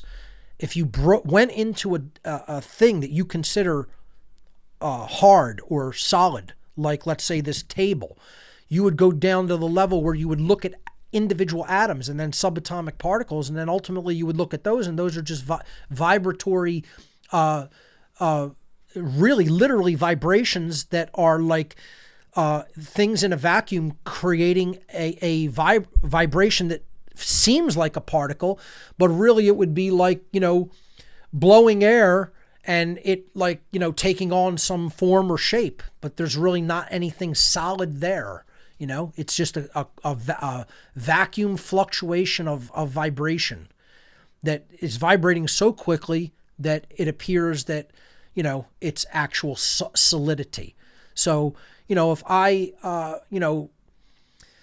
made air vibrate in a certain way, you might think you were being hit by a solid object if I pushed it toward you quickly enough. You could actually put a hole in somebody by blowing air toward them, And yes, it's obviously gas. There is something there, but it's the general idea that a vibration and force can create something that really there's not anything truly solid there, but yet it would take the form of, seeming like solid matter and even having an effect on other solid matter. Ultimately, that's what everything is. It's a construct of mind. And, people never really do those mental experiments and look into things at that deep of a level, or look into cosmological theories or tenets and, get to that level of even conjecture. They're so attached to the physical. And then you think like, well, if consciousness is not physical and memory isn't local, what makes us think that it actually stops just because the physical body stops and disintegrates at some point? This is the whole idea that everybody is allowing themselves to be enslaved because they fear death. But slavery is worse than death. This is where the idea of freedom or death, liberty or death comes from. It's not a matter of, should we just survive? As I said, just physical survival without freedom is a prison. It's torture. It's worse than dying. It's worse than ceasing to physically exist, because the spirit is what's being killed and tortured. And that's where we're at as a species, where we're at a point where our species is at spiritual torture because we're not free. Okay? And the beginning of that process of allowing ourselves to be enslaved in that way is the fear of death, because we've bought into the notion that the physical is all there is, that there is no such thing as spiritual, and we're in existential crisis of believing that physical death is the cessation of all consciousness and spirit. And it's just not true. And you have to lose that existential fear to actually gain the courage to really do what's necessary to become free. And most people don't have that courage, unfortunately. I'm not saying none do, but way more don't have it than do have that level of courage. That's why only 3% of the inhabitants living here in the colonies actually fought in the Revolutionary War. Most other people are just too cowardly to say, I'll put my physical life on the line because living as a slave is far worse than dying. And that's how I feel about the whole construct that we're living in, the experience. The whole idea is the experience is what is important. It's to be learned from, not to be attached to. Most people have attachment to physical life instead of looking at the experience as something to learn and grow from. But in order to do that, we have to have the possibilities available unto us that freedom allows. And that's why I think it is more important to be free than it is to just maintain physical, continuation of life. Life being sustained could turn into ultra ugly things that are far worse than death. Biblical prophecy often states that there will come a time where people are so evil and freedom is so destroyed that life will be sustained in artificial ways where people will not be able to die and will be so enslaved that they will want to die with every single second and every breath and will not be able to. I believe that's where we're headed as a society. I think that's where this whole society, human beings, will live in that hell at some point in the future, unless we get our head out from up our ass and really do something to turn the tide now. Because the possibility is going away, folks, because of censorship.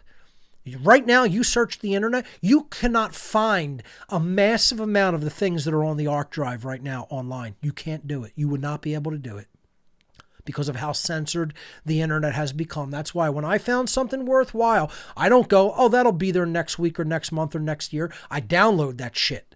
I download it and I archive it in my personal archives.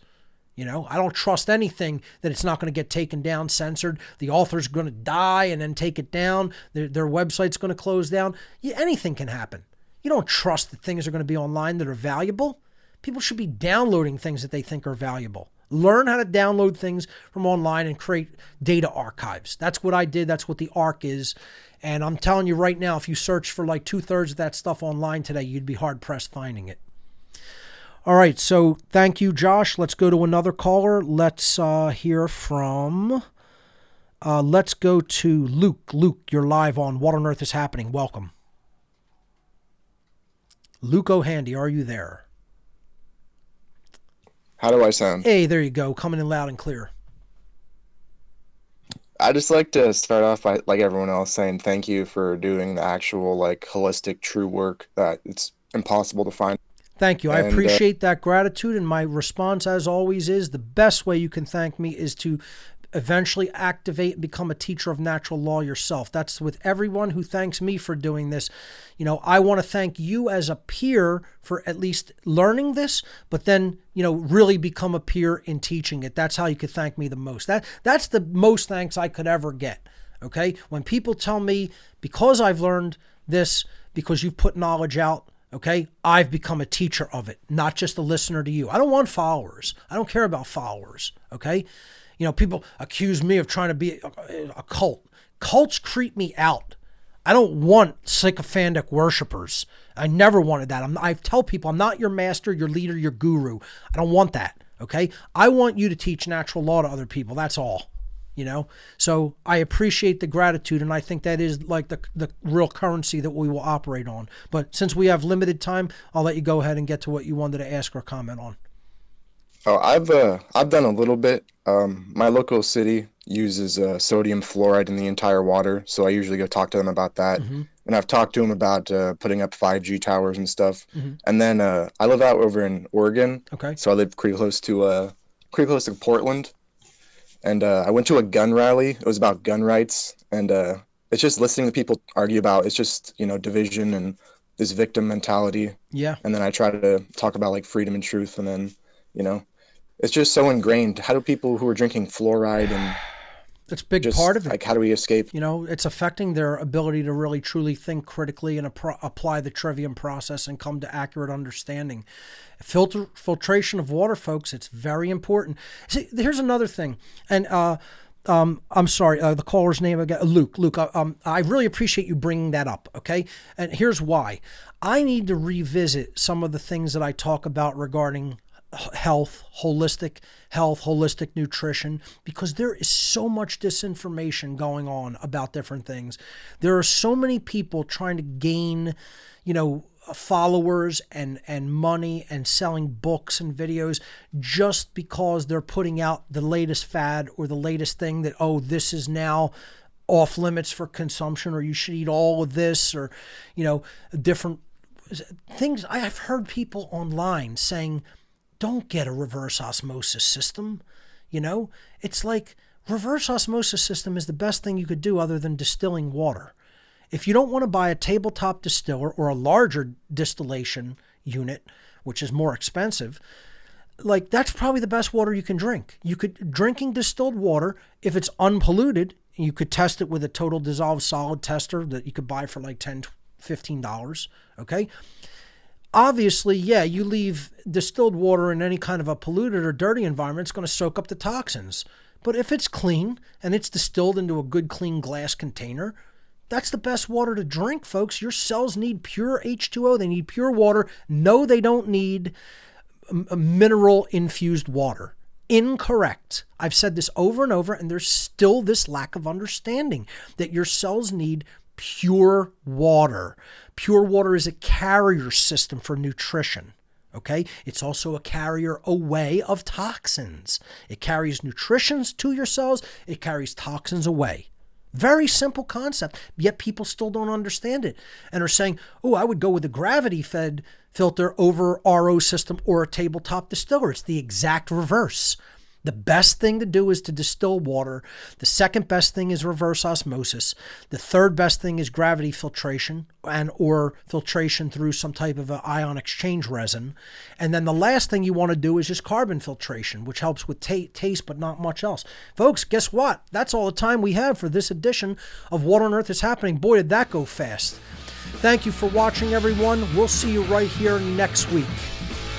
Government is slavery.